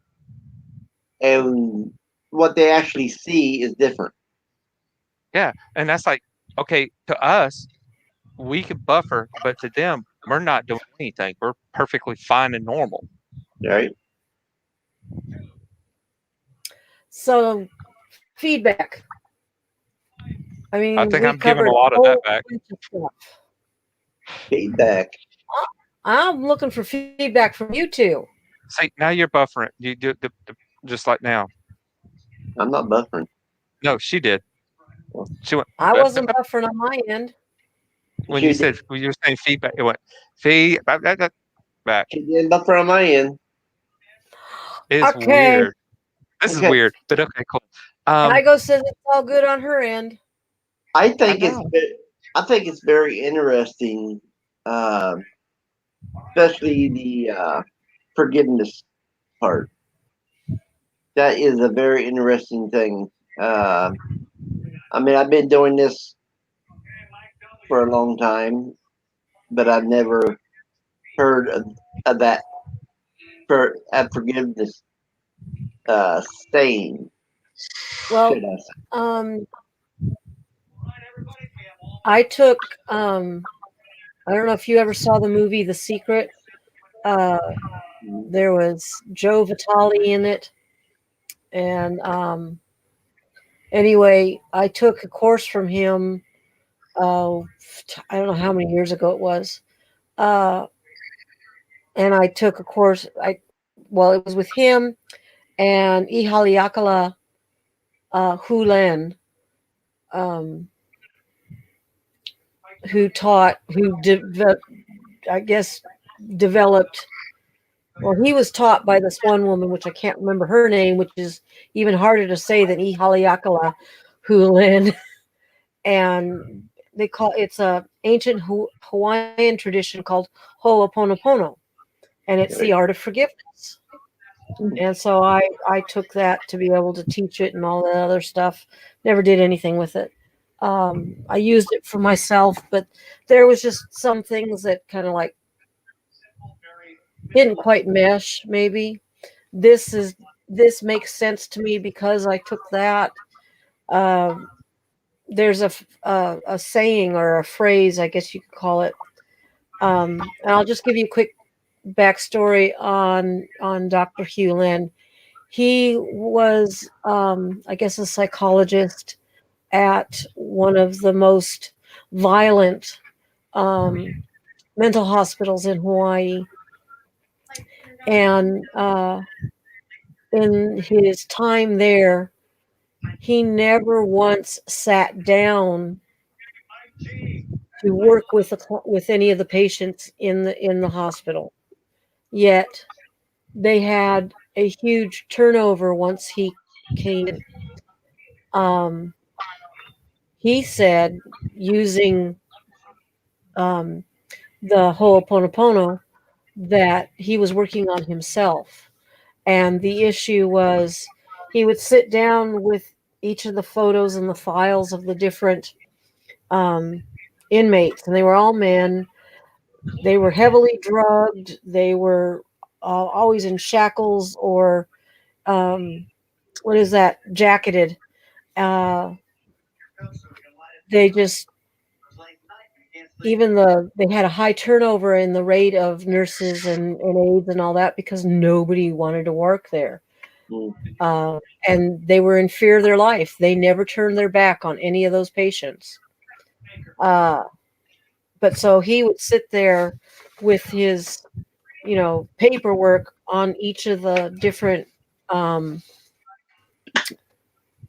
patients, inmates, whatever they were called. And he would read the file and see all of the stuff, like the murders and whatever else that they committed. And then whatever it was, he started doing the Ho'oponopono on himself. Okay. Because the view is that there's a part in that person that resides here. There's like a seed, I guess you could call it. And so it's like whatever I have done to you, I'm sorry. Please forgive me. Thank you. I love you. And those are the 4 words. I'm sorry. Please forgive me. I thank you. I love you. No particular order. You might feel to do it another different way, just depends on the situation. And I'm just trying to encapsulate it all. But over a course of however many years, everything started changing as he was doing that, and he did it daily. That's all he did in his office with all of those inmates. And some of the inmates would, they would actually get paroled out, because this was like the last stop before, who knows what happened to them.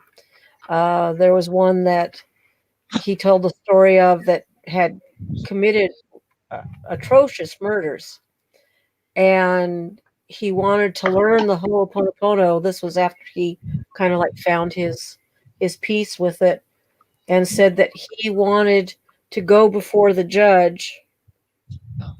He accepted that he did these things. He wasn't looking to drop, but he wasn't gonna, he wasn't looking to be pardoned or anything.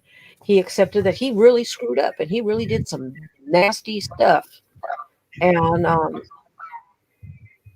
they ended up, he went before the judge. It came out good as far as the guy. I guess he got placed in a good facility, and I don't remember the rest of the story, but it's about forgiveness. And the ancient Hawaiians, huge families, and there'd be a person that was the intermediator between this guy and that guy. And back then, pretty much it was also to make sure they didn't go to blows. And this guy would get to talk and say his piece and whatever. And then everybody had to be quiet so that this guy could say his piece. And they got it out. And then basically it's kind of like, in a nutshell, and I'm being very simplistic, after however many hours of yelling and screaming and doing whatever, Hawaiians tend to be very emotional. They, hug and shake hands and everything else, and then go about their business. The air was cleared and everything was good. And so the premise of this stuff was, you are cleaning it out of you, and whatever energy that you are exuding out, you're clearing it out there for them. And then they just naturally, I guess, kind of like dropping a drop of red food coloring in your water. Well, pretty soon that one single drop is going to turn the whole water red. So it's kind of like that notion. It's cool, but again, like I said, even after doing the studies with it, I just didn't do everything that I needed. This is different. This like takes it to a whole new level. But again, when you forgive people, you're not cutting them loose. You're not, well, I shouldn't say you're not cutting them loose. You're not excusing them for whatever they did. You are cutting yourself and pulling out their hooks, their ties, their cords to you, so that you don't have their garbage dragging you down. Right. I kind of think of it like, standing there and somebody handing you a chain, and then taking the anchor that happens to be that person that you're pissed off at, and throws the anchor over the side. And if you don't let go of that chain, you're going too. Yep. So, but I will type this up. Oh, I forgot to include one thing at the end of all of that. After cut was, and so it is. But anyway,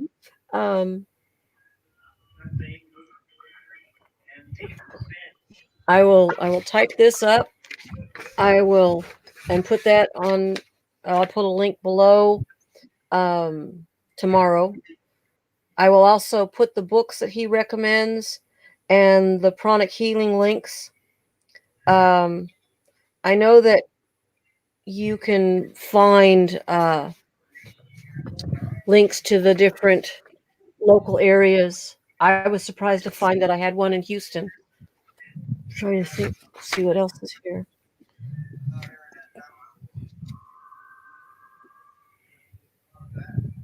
Oh yeah. What? I'm trying not to yawn. Oh, I'm thank trying. you. I'll even throw up the.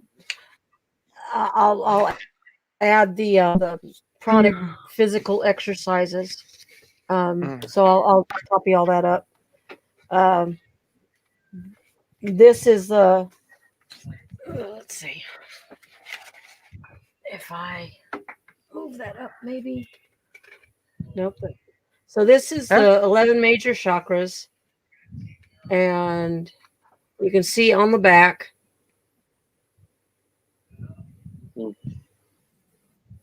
Wow. So those are the 12 chakras, and it's like over. Let's see. There we go. Liver here. So you've even got a minor chakra in the liver and all of that. And if anybody would like, I'll scan that. I'm glad, Crystal. Like I said, I will tomorrow. I'll add all the links into the description, and then that way people can check stuff out. If there happens to be a center nearby, a lot of them give free healing, either once a month or every 2 weeks or something. And you could go there and feel what it's like to have somebody doing that, energy on you and the sweeping and all of that. And then you can always ask more questions to see, about anything else. Also, too, on the website, and I'll make sure I'll put the link in there, you can do a search for any online stuff, and some of them will do free intro into pranic healing, and it'll be a Zoom class for like about 2 hours. And so you can actually experience it and learn about it and fix your own shoulder. Or knees. I got bad or knees. your knees or whatever, Construction's killed my knees. So I mean, it's pretty cool. There's lots of opportunities, and I will. I'm happy because it gives me practice. I'm happy to anybody that leaves me a comment in the down below, not in the chat. After we shut this off, I'll work on you. I just need a name of whoever I'm working on, and an idea, because if it's a nosebleed, if it's sore knees, if it's back, low back, up back, if it's indigestion, headaches, high blood pressure, which that's advanced, but I have my cookbook. There's just put it in there, and I'll be happy to work on you. Cool. Criticism. Criticism? Yeah, you didn't. You asked for criticism, but you only got Paul. You didn't get me. No, did I say criticism? I No, thought you did not say criticism. I thought she said criticism. No. What did she say? She wants feedback. That's it. Feedback. I could have sworn I heard criticism. I think I said critique. Yeah. That might be it. That's it. Gotcha, Okay. DC. Okay. Well, anyway, whatever it is, I didn't give it, but I'll give it. It was I'm very waiting. interesting. It was very.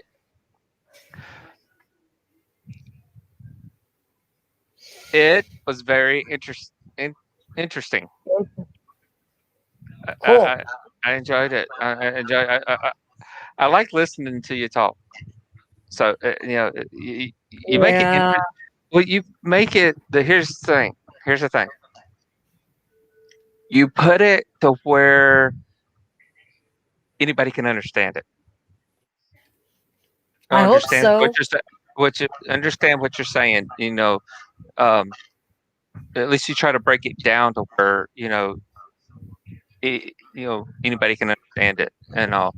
Um, so I definitely like that.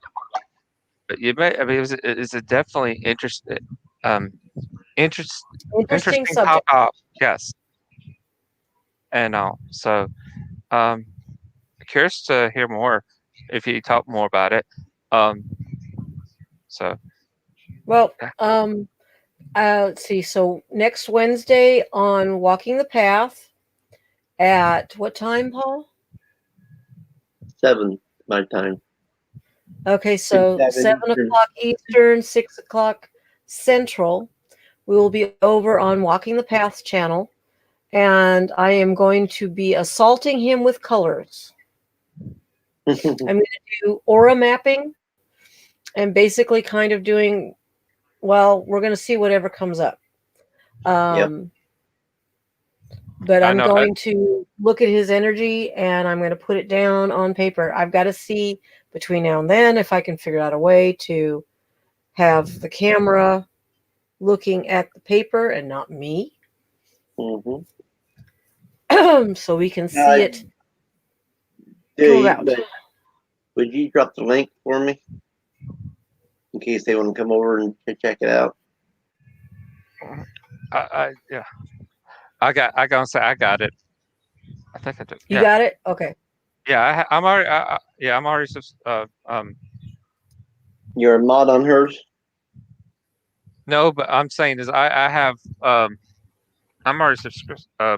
Dadgummit, I can't talk. Yeah, but you have to be a mod to drop the link. Yeah, I'm not a mod. I don't think. No, Yeah, I'm not you a mod. are. Am I a You are mod? too. Yes, you are, Slay. Yes. I am. I still got to figure out how to do that though. How I can copy one person's link to. Oh, wait a minute. Oh, I can't do it here. Okay. Okay. Hold on. I'll get to walk in the path real quick. Hold on.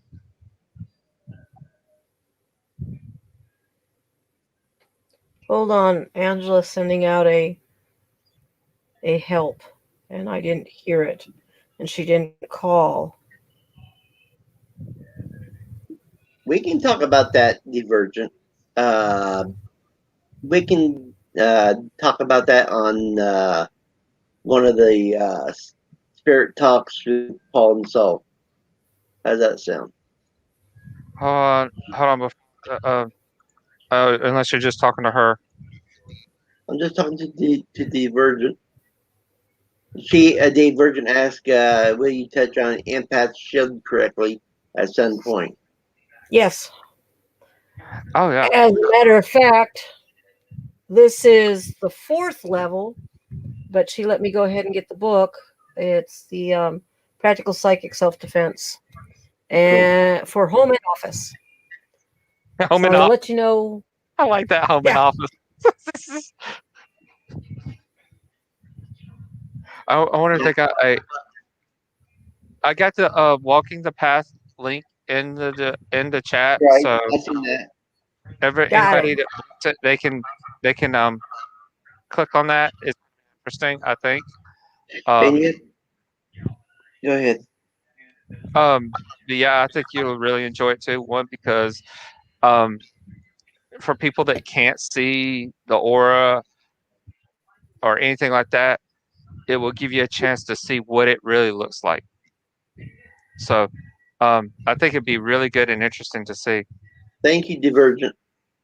Is that correct, Saul? But the thing is, I'm the sorry Spirit that, Talk with there Paul was and Saul, 1 week be on my channel, 1 week be on Saul's channel, and I don't know if anybody can hear me. I can hear you. You were frozen a moment. No, there was either a sneeze or something that went, and I went, and that's all I heard. Oh, After that, Anyway, oh, I I was thought it just said something saying. bad. You gave that look. I was saying the spirit talk with Paul and Saul. 1 week be on my channel, 1 week be on her channel, Hmm. and we will be discussing different things. no, I got that. I didn't hear what sling said. Too many S's in there. Yeah. Things sheds everywhere. I said to come to see that when you paint his, or I Oh, said Theora. come watch it. I said because it would be awesome for especially people that cannot see aura. That give you a chance to see what the aura really looks like. Well, you understand, it's my interpretation of what I see. Right. Right, but still, I mean, it's still like what it gives them an idea of what it looks Right. like. Right, that's what I mean. Yeah. So it's real. I guess I shouldn't say it's real easy, but it is technically easy to see aura at first. If you have somebody standing near like a white wall, and you just kind of look not at them but kind of off to the side of them, and let your eyes soften, let the um diffuse, or just slightly out of focus, you'll start to see very, very close to the skin, like it could be um you know just a eighth of an inch, 16th of an inch above the skin. um you'll start to see like a little bit of a fuzziness, or maybe even a white kind of glow. And some people, it might be a little bit thicker. It's like you have multiple layers of aura, your auric fields. Depending on who you talk to in the pranic, they're talking about the inner aura, which literally is the aura closest to the body that penetrates the body. So it's not just out here, it literally comes inside, and that's like our direct conduit of energy. Not talking about the energy going up to source, but that's like immediately feeds the body. And then you've got your etheric body, you've got your mental body, the causal body. There's all this stuff. Mm-hmm.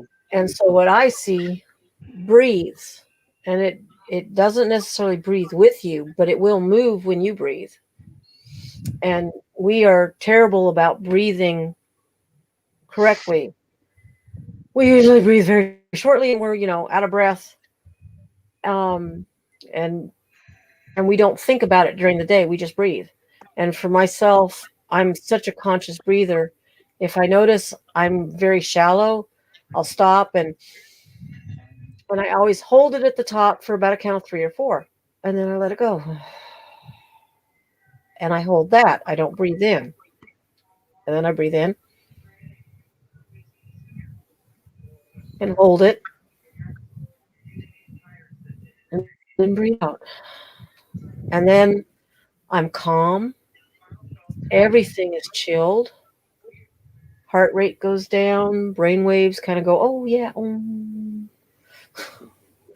So, the breathing is very crucial if you are prone to panic attacks. What are you doing first? I heard that echo. Oh my God, that sounded so sick.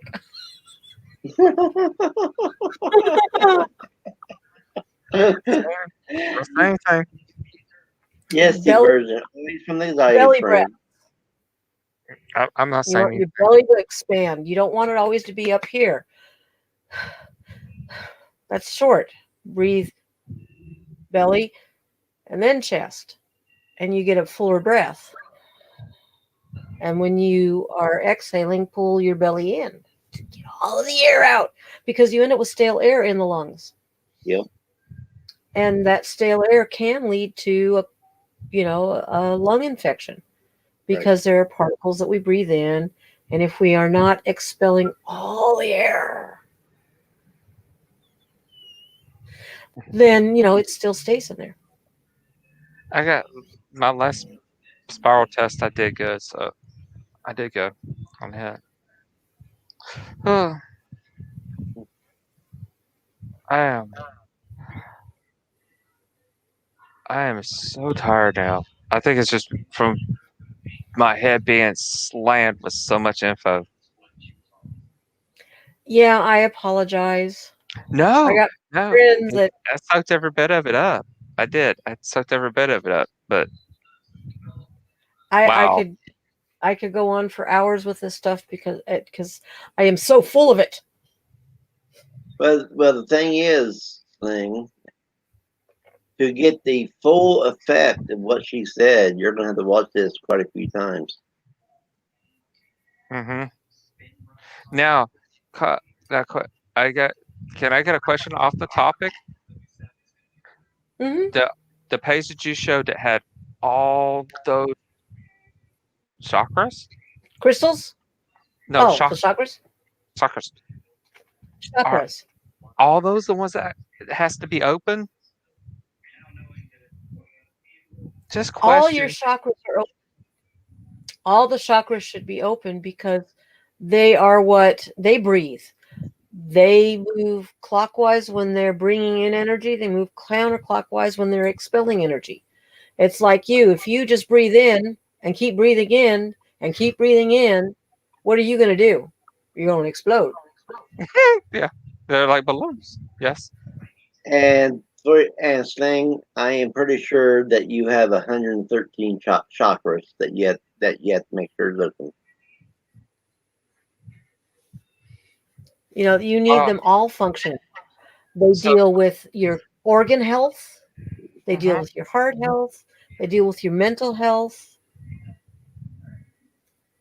So If you're in other experiencing words, I got a digestion lot of work problems, to do, huh? we all do. You know, Yeah, I mean, even me that's it's, been doing stuff like this for decades, I still got a lot of work to do. I I mean, can you tell got to my remember.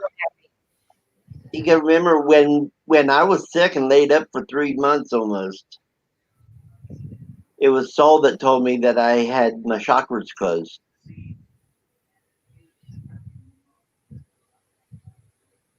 and I honestly don't remember that. So that was probably channeled information.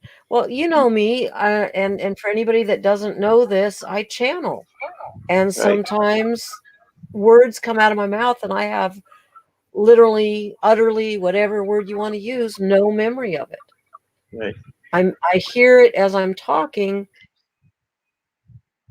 and afterwards, after it's already left the mouth and we've done something else, it's like I said, what? And that's when you know that was, you know, being channeled energy. Yeah, you said I had the crown completely closed off. The and Your solar this, plexus. yeah. Solar plexus or heart. So You've got, so your throat chakra is here where the men's Adam's apple is. And then this is the lower throat chakra right here at that divot. And then your high heart is like a couple fingers down it was, below the it knot. was something. Yeah, right here. Yeah, you'll feel kind of like a little bit of a slight little lump like that's the thymus gland. Every morning you should thump it. It was somewhere in here. Yeah. I can't remember. I don't, well, Uh-huh. since I have no Change recollection, baby cake, around. I got news for you. I don't remember either. Yeah, yeah. I got that little like hump Yep, right here. yep. And that's you wanna thump that in the morning. Crystal, we'll work on that. But thumping that in the morning will help get your energy because the thymus gland actually starts to shrink as you get older. But by keeping it thumped, it helps to energize you and to get you kind of focused. Um, Yeah, the Virgin says she rubs there often. yeah, I touch it a lot. You shouldn't be doing anything with your fingertips because you have energy coming out your fingertips. And so you don't want to accidentally overcharge something. So it's knocking. Knock 3 times. I do. Uh, I don't know why, but I do a lot of stuff with my fingertips. I do a lot of stuff with my fingertips. Now, if you haven't worked on doing energy, you might kind of be a little bit blocked or something. You don't have a lot coming through, but it's really not a good thing to do. There's some moves, like if you take this mudra and you tap at the back, because you have a chakra at the back of the head.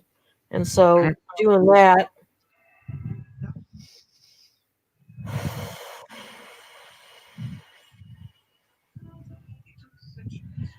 I notice a difference in my eyesight. Not huge like night and day, but I can tell a difference, like clarity. Like Yeah, I I was can gonna say my actually, right eye was very earlier, but I know I'm always tapping my head with my fingertips all the time. There, or I'm always doing this, or right here. Even here, I'm doing this. yeah. Tapping's good though. I mean, they do that for emotional freedom technique. You tap in specific places.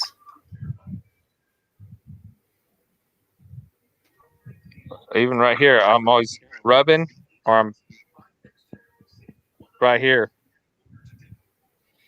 I did a live a couple weeks ago, and I was showing what I do in the morning for getting the lymph out of the face.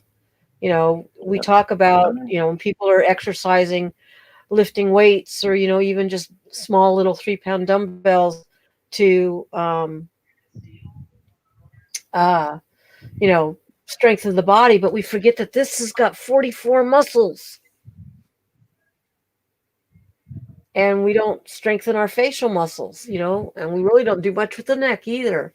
And it's not about, let's get rid of the waddle or whatever. It's about making this is out of the face, because we get that congestion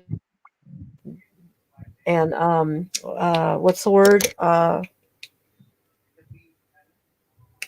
Puffiness. So I've got that video somewhere in all that. And it's just a real simple thing to do. It takes like 2 minutes. You can make it take longer. And you can exercise muscles in the face that help with, if you're doing the eye, it keeps the eyes open more, because this is a circular muscle. This is a circular muscle. Yeah, my eyelids droop real bad. Take 3 fingers, or you can take your palm and put it like right there on the bone. Oh, I do that a lot. I'm always doing that a lot. Everybody's like, "You got a headache or something?" I'm like, "No, I'm just doing it. I'm just sitting here. I'm like rubbing right here." That's not what I want you to do. I know. That's what I do all the time. I don't know why. But you hold it there, pull up, right? So you kind of open your eye, and then press in so that you are stabilizing the muscle, and with your eyebrow, pull down. And you hold it for like count of 10, whatever. You can go up to 30 or whatever. You'll get a headache after a while. But see how this is already a little bit higher, and the corner of my eye is open more than this side that's lower. But you do it, several times. And by doing that repeatedly, it's okay. Yeah, it's not drooping as much. I got real bad eye droopage. See? Mm-hmm. See, this is higher than this side. Yeah. And it will brighten your eyes. It will help, because that extra fold kind of makes it a little difficult to see sometimes. But it tightens the muscles. And so doing things like I'll do this to move the fluid out and along the hairline. And I bring it always down to the temple. And then anything that I'm doing here, I'm pulling to the temple, under the eyes to the temple, cheekbones to the temple. And then I pull it down to this spot in front of the ear. So if you look where there's kind of the ear notch, right about right there. Ah, that hurts. That's it. Yeah. And those are lymph places. And then you pull it down under and go like this for this part. And this moves all the lymph out of the face and then down your neck to here, collarbone. I guess you could see it better on this side. Right there. Oh, yeah. Ow. Right there. And it will be a little bit tender. And that's the junction where the blood and the lymph meet, so that the lymph in the face gets drawn away. And then you have lymph gland under the arm. So I will come under the bone over to I'm looking in my reflection.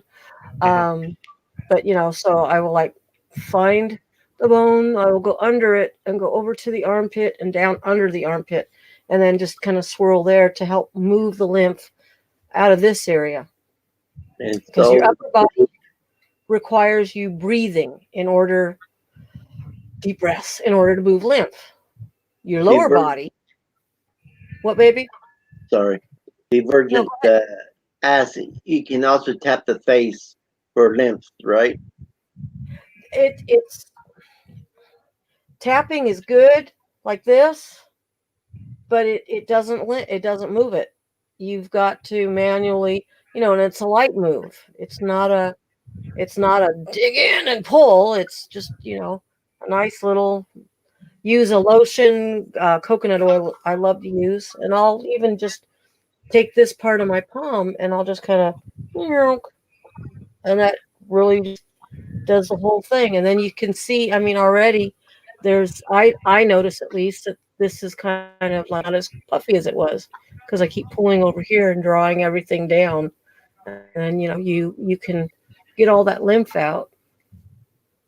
And I just use my hands. You can buy tools. Why spend the money? Your hands are perfect. The knuckles go right under there. And sometimes this is crunchy and hurts like I'll get. Oy. But, it moves all the stuff out. Right under, here's the jaw. And then just underneath where it's soft. And right along the edge there. There's a whole bunch of lymph glands. Yeah, like when I go, there's on this side, there's like a little ball there. And it literally, when I go over and it pops. Yeah, it moves. It kind of pops. On the nose, I will do that. So what are you saying? By doing that, I But get that's rid what of I do. these little things. Opens my nostrils so I can breathe. Hey, so by doing that, so I would get rid of these little boogers.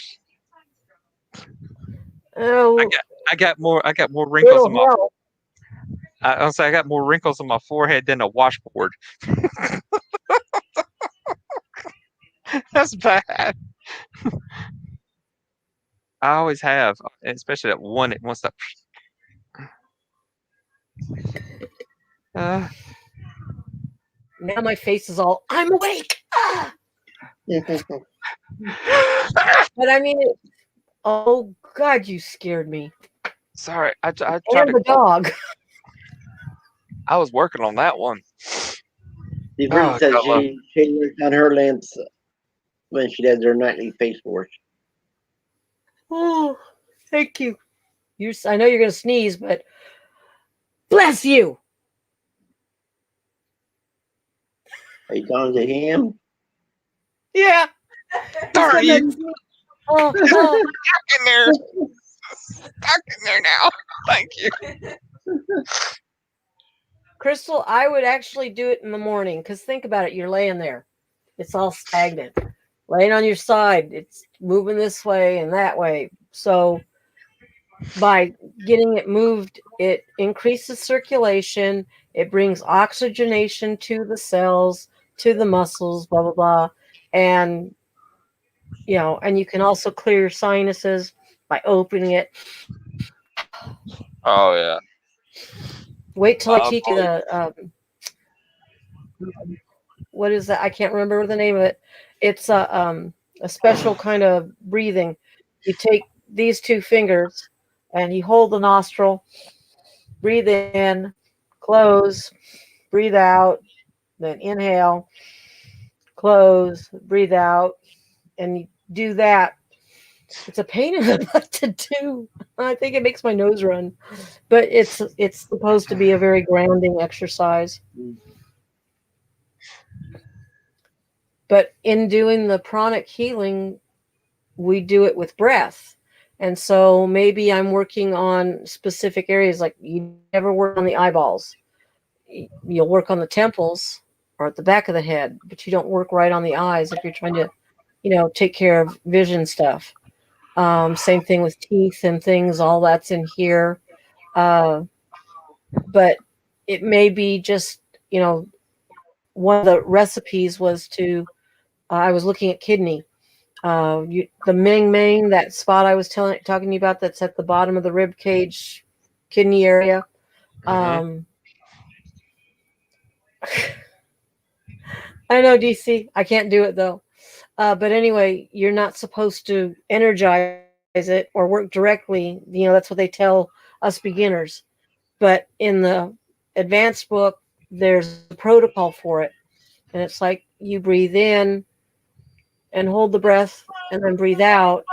And that's one cycle. And so you may just be directing energy for that period. Some of them might require 3 breaths before you stop doing that segment. But Yeah, anyway, because I have a bad problem. That's funny because I have a bad problem with kidney stones. I've got a recipe for the kidney stones. My left one is still full of kidney stones. The right one only has one. I literally passed 18 kidney stones within 2 months. You need to change your diet. I pretty much I have. I had to see a dietitian to tell me because I had to drop the everything I was eating. See, my stones are uric acid, and I had to change a lot of stuff that produces uric acid.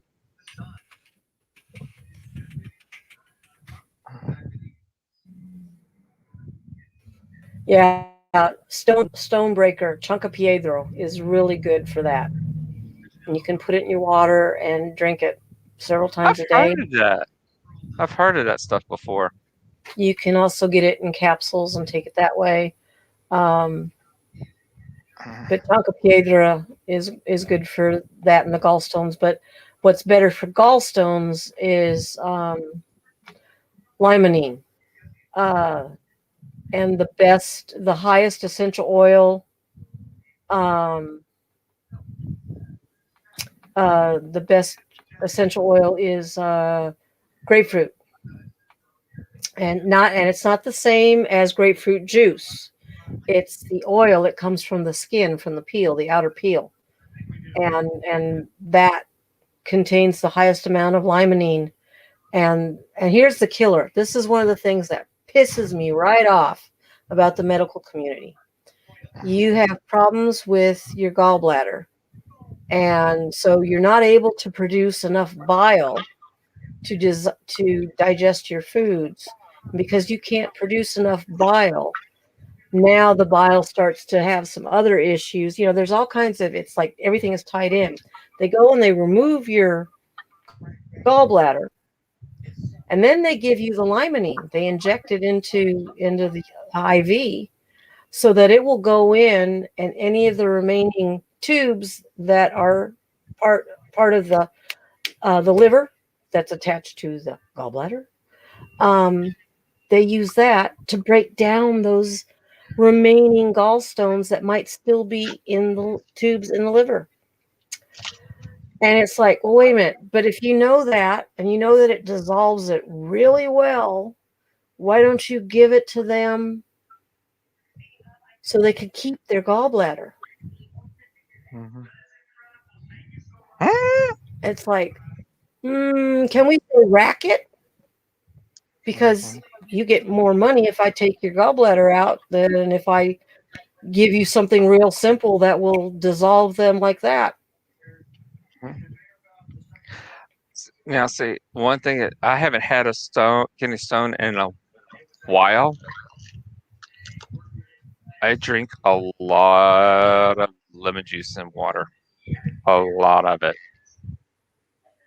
That's all I Well, drink. Lemon lemon juice and juice, water. lemon juice is it's helpful. It's good for your stomach acid, but I wouldn't say it's really all that great for kidney stones. Because I heard it will actually the lemon juice actually helps break the kidney stones down. It softens them up, where they just basically crumble up as they come down. So that Yeah, you still get some of the sharpness. It doesn't dissolve them really all the way, but it helps. I'm not saying it doesn't, but I wouldn't use the lemon water. It's great for your liver. It's great for your stomach acid, for your stomach. Um, you know, that could be the reason why my liver count's been somewhat decent lately. Mm-hmm. one of these days you're going to have to send me an email and give me a list of all the stuff, and we'll see what we can't work on. We I may had be to. stuck with it for a few years. I would say I have to write a book for you. That's okay. Yeah, So exactly, Crystal. I've got friends that I want to beat. Yep, tart cherry juice. But it's great. Tart I cherry had juice to. is great for I had to be infection. I had to be careful with that because there's some cherries I cannot have. I'm allergic to them. Ah, Some cherries. So I have to be hmm. really careful with that. Um, like I'm allergic to apples and peaches and pears and plums and pecans and walnuts. I'm anaphylactic shock with those. My throat will swell up on them.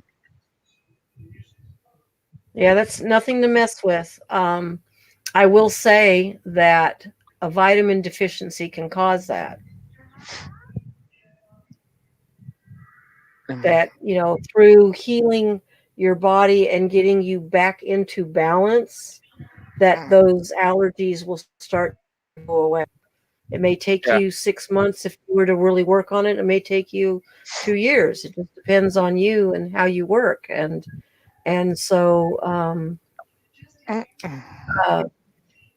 but it's, I've known plenty of people. I had a girlfriend 30 years ago that had MS, and she was crippled, and she healed herself of it.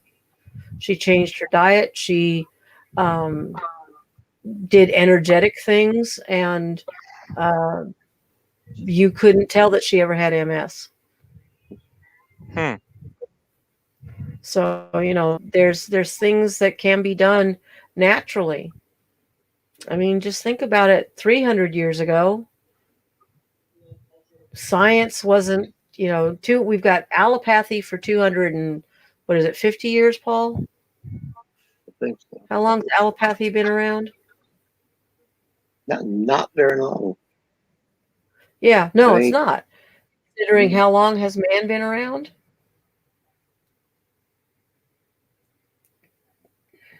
Yeah, Sling. Oh, you're Oh, muted. sorry. I was talking to That's what? okay. She's Listening. she's cramping bad. Like, Oh, but she's cramping. Yeah. but she says she's done, but she's like cramping really bad.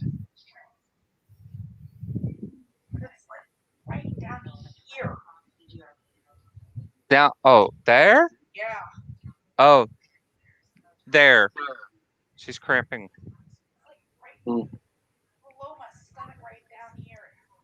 Yeah.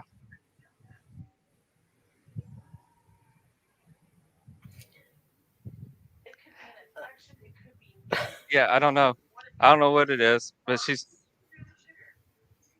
super clean. I know odd question, but found that those with high allergies came from. Well, actually, no, Sterile like home. no, that wasn't. Actually, my allergies didn't get bad until I moved here. I had somewhat allergies where I was at, but they were nothing like they are until I moved here. Well, there could be contaminants in the region, in the air, in the water. There's all kinds. If they're throwing in antibiotics will do that because too many antibiotics. I always stress anti against bio life. So I had to say, Um, but yeah, I've used a Crystal's lot of right. antibiotics. My husband. Yep, and you haven't replenished your body's natural immune system. Your immune system is shot if you've done a lot of antibiotics and you haven't replenished. Bless you. Oh, actually, no, it's like a hiccup. I know. I know, but I still blessed you. Oh, thank you. I do that. It's not. I don't. I bless. It doesn't matter if it's a sneeze or what. So, but my husband had that problem, Crystal, when he was a baby. His mom kept the house so clean you could literally eat off the floor, and she wouldn't let him crawl on the floor until after she mopped and sterilized the damn thing. And the doctor told her she was killing him. Yeah, Bifidophilus, Lactobacillus, Acidophilus, and a couple others. You can actually buy in powder form a good mix of the bacteria that your gut requires. Also, too, eating things like sauerkraut and other fermented foods.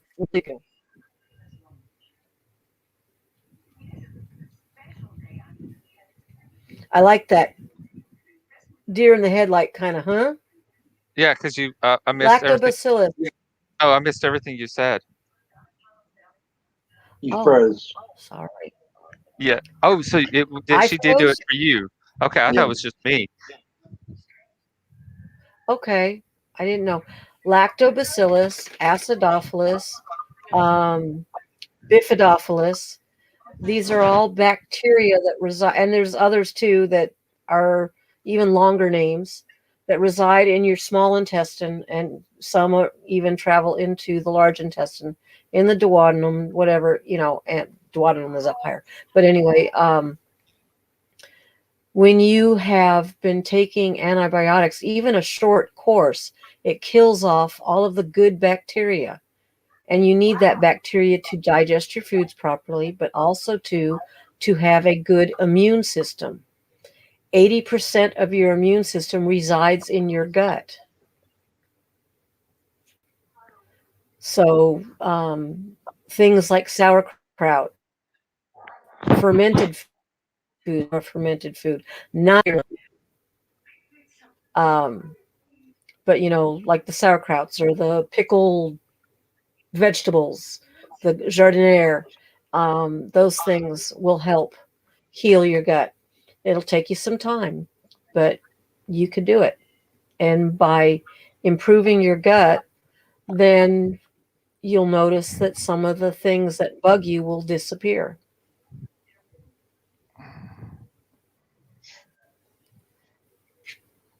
Make sense? You're still waiting? I'm listening. I'm soaking. Oh, okay. I'm listening. Yeah, the older cheeses.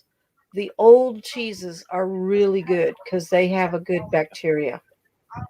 Blue cheese is good, actually. But there's some really good hard cheeses, and those are great for your gut. And weren't you having problems with cow's milk, though? Were you having trouble with cow's milk? Yeah, I'm lactose intolerant and allergic to the milk since I was born. I had to have soy milk when I was born. I couldn't even have I couldn't have milk when I was born, all the way up. And that could be a problem with why you've had such issues since you were a child, because soy milk is detrimental. It's a phytoestrogen. It's genetically modified. There's a lot of stuff. But now that you're 40, I drink You almond. just have to work on getting good stuff in you. I drink Yeah, almond milk now. read what's in the almond milk. Yeah, And see, but read what's in it. here's the kicker. Guess what he is? He's lactose intolerant as well. I am not. No, I'm talking about No, Jake. his son. Well, where do you think he got it from?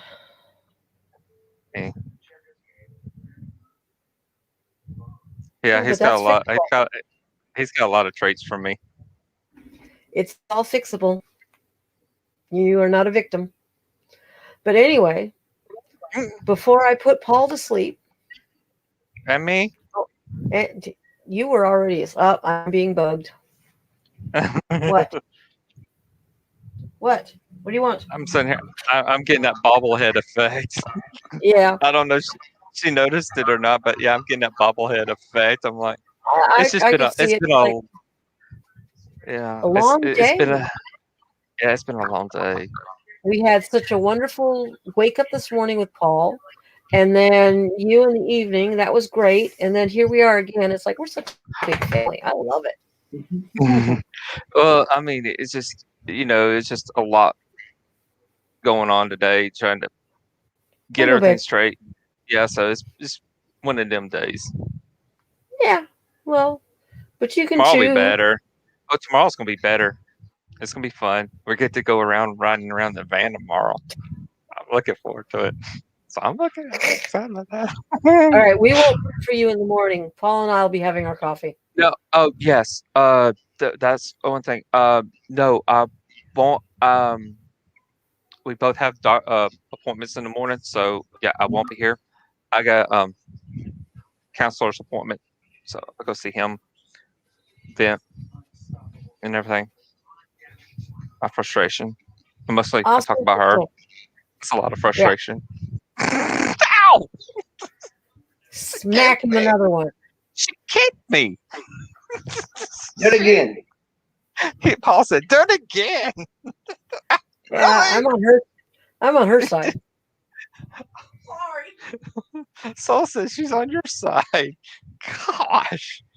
Yeah, Huh? yeah. That's because she's prettier than you are, Shin.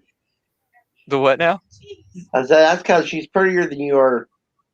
Oh, she is that. I gotta admit, I don't know how. I do not know how a pretty woman like that got with an ugly guy like me. Okay, knock that stuff off. No self-deprecation. Not allowed. That's all right. She always tells me I'm not ugly. I'm good looking, and there's nothing wrong with me. You're just a But pain in the ass. I'm just a pain in the ass. yes, I heard that. You're just a pain in my Yes, but here's the thing, though. You're a pain in my throne. Yeah, but I'm your favorite pain. Yeah, the throne. I've heard. Oh, But hey, y'all, it's been awesome. I love y'all, and it's been so much fun. I enjoy everything. Every time I do stuff with y'all, I learn a lot, and um,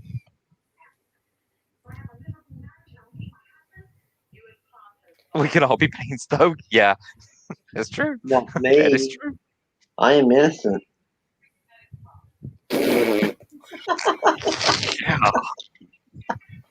oh, you guys bless my Hey, heart. Thank hey, you. that's what they all say. That's what they all say. I'm innocent. I tell you, I'm innocent. Next thing you know, they're strapping your butt to the chair. I am innocent until I'm found guilty. I found you, Paul. Oh, exactly, Crystal. Exactly. Well, you guys, I will stop torturing you. Hey, you've not been a torture. Don't It's been great. say that. It's You've been not great. been a torture. Mm-mm. Well, I've enjoyed this a thank you. lot. Yeah. He gave me a lot to think about. Mm-hmm. Well, I will tomorrow. I may work on it while I join you for coffee.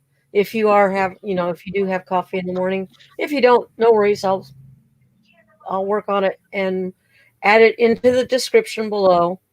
And do I have your email? I don't think You I do, should. Paul. Well, it's paulasroof@hotmail.com. Then maybe I do have it. I'm glad, DC. I go between Divergent, DC, and Crystal.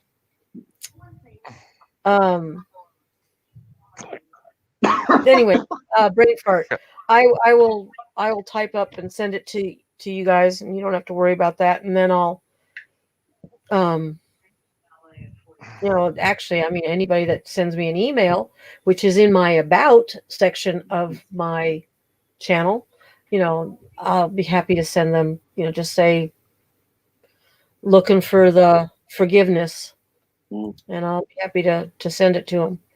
But on that note, I am thoroughly spent. I'm not tired. I'm good, but I'm done.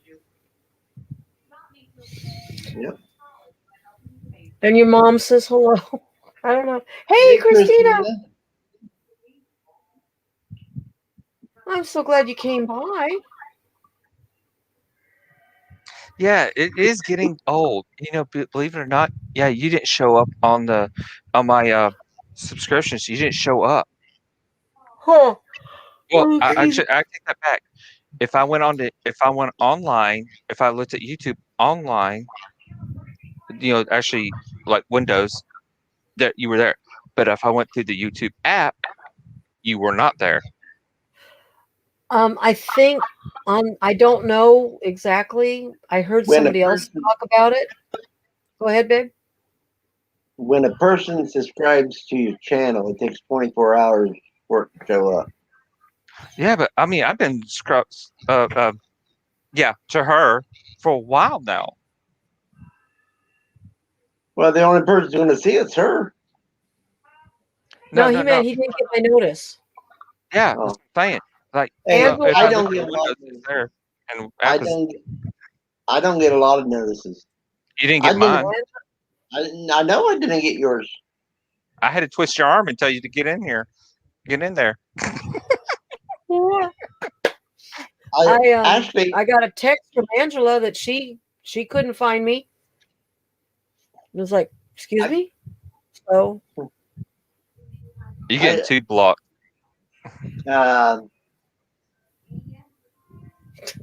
Maybe. Sling, I actually got your notification 15 minutes after I arrived on your video. Yeah. Some of them, one was in PLE. One in PLE, he didn't get it till like at the end of the show. Right. So yeah, but at least I got a way to get a hold of you and say, hey, get over here. The other thing is, I'm not always hooked to IG. That's why I'm gonna put your phone's hooked to your hip though. No, actually, I have been I'm known to go outside or go to a different town and leave the phone right there on my chair. Well, I'll tell you what. I'll hit you on the Instagram, IG, and the text. That way, I got both things covered. Cover my butt. I mean, I am not a phone person. See, mine's hooked. Mine's stuck to me all the time. It's like almost like a lifeline. Well, there's sometimes I don't want nobody to get a hold of me, so I don't carry it. I'll see how it is now. And that's about 23 hours out of the day. I kind of do the same thing. I just turn the ringer off. I see how it is now. Well, I never take the phone into my bedroom. Well, I shouldn't say never, sometimes, but for the most part, I try not to take it into the bedroom. I leave it here. And, I go ahead and turn the ringer off.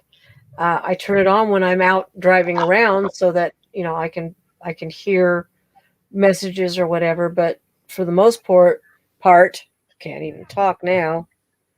Come on, fingers. I see it when it blinks, and then I answer it. Even though the ringer's off. But if I'm like playing a game, I may not Well, see the light. Let's put it this way. When I went to North Carolina the other night, You my left it. phone stayed here. Yep. I've been to Ohio. My phone stayed here. I had not. The phone is the last thing I think about. Of course, when it comes to certain things, yeah. No, when it comes to anything, only time I answer it quickly is if I'm sitting in this chair. Yeah, as I say, you got that. I answered her pretty quick, but I think that's because you were sitting there waiting for me to come on, and you were pretty much ready. You need to stand for a minute and give a wiggle. I actually was sitting in this chair talking on the phone and went to your live, and you was like 6 minutes past 5 and you still wasn't on. Oh yeah, here's can I let you know a secret? Can I let you know a secret? Well, I went to StreamYard, had everything good. I saw myself. I saw the chat. I thought I was talking to people, but nobody would answer me back.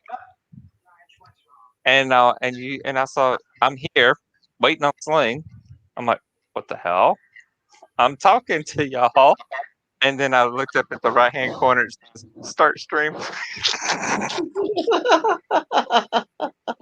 Yeah. I'm like, you idiot. Really? I'm such a goober. Okay. You're not alone in that. Yeah. I think we both did it when we started. Well, Forgot to hit the go live. yeah, I think that's I think the thing is I was just so excited and finally getting on there and excited. And I missed a step. But yeah, it's no big deal. I mean, everything worked out perfect. I mean, I was able to get on there, have and everything else. So I did get like 77 views, I think it was. Yeah. So I get and 20 4 likes. 24, 25 likes. Actually, I think a couple more has come in since then. But I mean, yeah. So I mean, for a first live, I think I did pretty good. You did awesome. Quit worrying about it. I'm proud not. of you.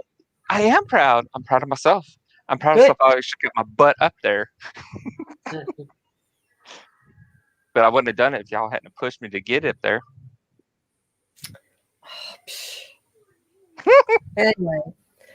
Okay, so we are coming up on 3 hours. I am going to call it done. Put a fork in me. And